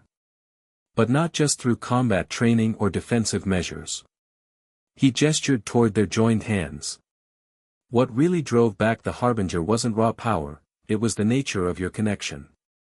Something freely chosen, balanced, mutually strengthening. The dimensional entities can't comprehend that kind of bond. It's our greatest defense against them. Annie looked skeptical. You're saying the power of love saved the day? That seems oversimplified, Naruto finished for her. It's not about romantic love specifically, though that's one expression. It's about genuine connection, the choice to strengthen each other rather than simply use each other's strength. He looked out toward the horizon, where the scout regiment's forces were regrouping below. That's what will ultimately protect this world. Not just from dimensional threats, but from repeating the cycles of destruction we've seen before. As if illustrating his point, Eren approached from the gathering, his expression troubled but resolved. Hang wants everyone back at base, he reported. The sensitives are waking up. They might have information about Madara's other followers. Naruto nodded. We'll be right there. As Eren turned to leave, he paused, looking at Mikasa and Annie's joined hands with their glowing markings. Something complicated crossed his features, recognition, acceptance, perhaps even approval. It suits you, he said simply before walking away. They rejoined the main group, the mission complete but their journey far from over. As they descended the mountain, Naruto hung back slightly, watching the scouts interact with each other, connections forming, strengthening, evolving naturally without his intervention. Perhaps this world would survive after all, he thought. Not because of ancient powers or dimensional entities, but because of the human capacity to form bonds that transcended the limitations they were born with. The Titan powers had been transformed, but the real evolution was happening in the hearts and minds of those who carried them. 6 months later, the Scout Regiment headquarters buzzed with a different kind of energy. The immediate crisis had passed, but the work continued, training, research, preparation for whatever might come next. Hank's office had transformed into a combination laboratory and strategic planning center, walls covered with maps marking dimensional weak points and diagrams of the new SEAL network. They adjusted their glasses, studying Naruto's latest annotations with scientific fascination. The integration is progressing faster than you predicted, they observed as Naruto entered with fresh documentation. The resonance patterns are forming naturally between compatible individuals, he confirmed. Not just Titan shifters, but ordinary Eldians discovering their latent chakra abilities. And the dimensional boundaries? Stable, though permanently altered. We'll need to maintain monitoring stations at the major convergence points indefinitely. Hang nodded, making notes. The training program is showing promising results. Even non-Eldians demonstrate some capacity for chakra manipulation with proper instruction. As expected, Naruto said. Chakra exists in all living things in this dimension, just as in my original world. The Titan powers simply provided a shortcut to accessing it. The door opened as Armin arrived with additional reports. The northern outpost is fully operational, he announced. No unusual activity at the Mount Hellos site for 3 consecutive months. And the sensitives? Hang asked. Most have integrated back into society. A few have joined the training program voluntarily. Armin hesitated before adding, Zeke remains, complicated. He lost his purpose, Naruto observed. It will take time for him to find a new one. Their discussion continued, addressing the practical matters of defending a world with permanently altered dimensional boundaries. Outside, in the training yard, different work progressed. Mikasa moved through a series of forms, her movements precise and flowing. The golden markings on her skin had faded to subtlety but flared with inner light as she channeled chakra through specific pathways. Nearby, Annie mirrored her movements, their synchronization evident even in individual practice. A group of scouts watched from the sidelines, some taking notes, others attempting to replicate simplified versions of the techniques. The integration of chakra training into scout regiment protocols had met initial skepticism but proven its value repeatedly over the past months. The Ackerman bloodline was always the bridge, Levi commented, observing from nearby. Unlike most, he had adapted to chakra techniques with remarkable speed, his natural abilities amplifying the new skills. Between humans and Titans? Eren asked, standing beside him. Between what we were and what we're becoming, Levi clarified. Eren nodded thoughtfully. His own relationship with the founding Titan's power had evolved significantly, less a burden of destiny now and more a responsibility he chose to bear. The transformation of the Nine had freed him from the shortened lifespan and many of the psychological pressures of being a shifter. They work well together, he observed, watching Mikasa and Annie complete their forms in perfect harmony. They balance each other, Levi agreed, something almost like approval in his tone. The two women finished their sequence, bowing to each other formally before turning to address the observing scouts. As they began instructing the group, their teaching styles complemented each other naturally, Mikasa direct and demonstration-oriented, Annie technical and precise in her explanations. Later, as the training session ended and scouts dispersed to other duties, Mikasa and Annie found a quiet moment together beneath the shade of a large tree at the edge of the compound. "Your form is improving," Annie noted, passing a water flask. "I had a good teacher," Mikasa replied, accepting it with a small smile. They sat in comfortable silence, watching the activity across the headquarters grounds. 6 months had changed much, not just in the world at large but between them. What had begun as a resonance pattern forced by circumstance had deepened into something neither had expected to find in their lives. "Armin says the northern outpost is fully operational," Mikasa said eventually. Annie nodded. "I heard. No signs of dimensional activity." "Yet," Mikasa qualified. "Yet," Annie agreed. "Naruto thinks Madara will need at least a year to gather enough strength for another attempt, even with the barriers thinned." Mikasa's hand found Annie's, their fingers interlacing with practiced ease. The connection between them pulsed subtly, visible only to those who knew what to look for. "Do you ever wonder what would have happened if we'd met differently?" Annie asked suddenly. "Before the female Titan, before everything?" Mikasa considered this. "We might never have connected at all. We were too different then. Too focused on our separate paths. And now? Now we chose our path together," Mikasa said simply. Annie smiled, a genuine expression that still felt new on her face. "When did you get so philosophical?" "I've been spending too much time with you," Mikasa replied, deadpan humor in her voice. Their quiet moment was interrupted as Naruto approached, accompanied by Hang and several senior scouts. "Good, you're both here," Hang said briskly. "We've been analyzing the data from the resonance monitoring stations. There's something you should see." In the command center, maps and charts displayed the current state of the dimensional boundaries. Small markers indicated active resonance patterns across the continent, pairs or occasionally larger groups of individuals whose natural chakra compatibility strengthened the new SEAL network. "The integration is proceeding exactly as we'd hoped," Naruto explained.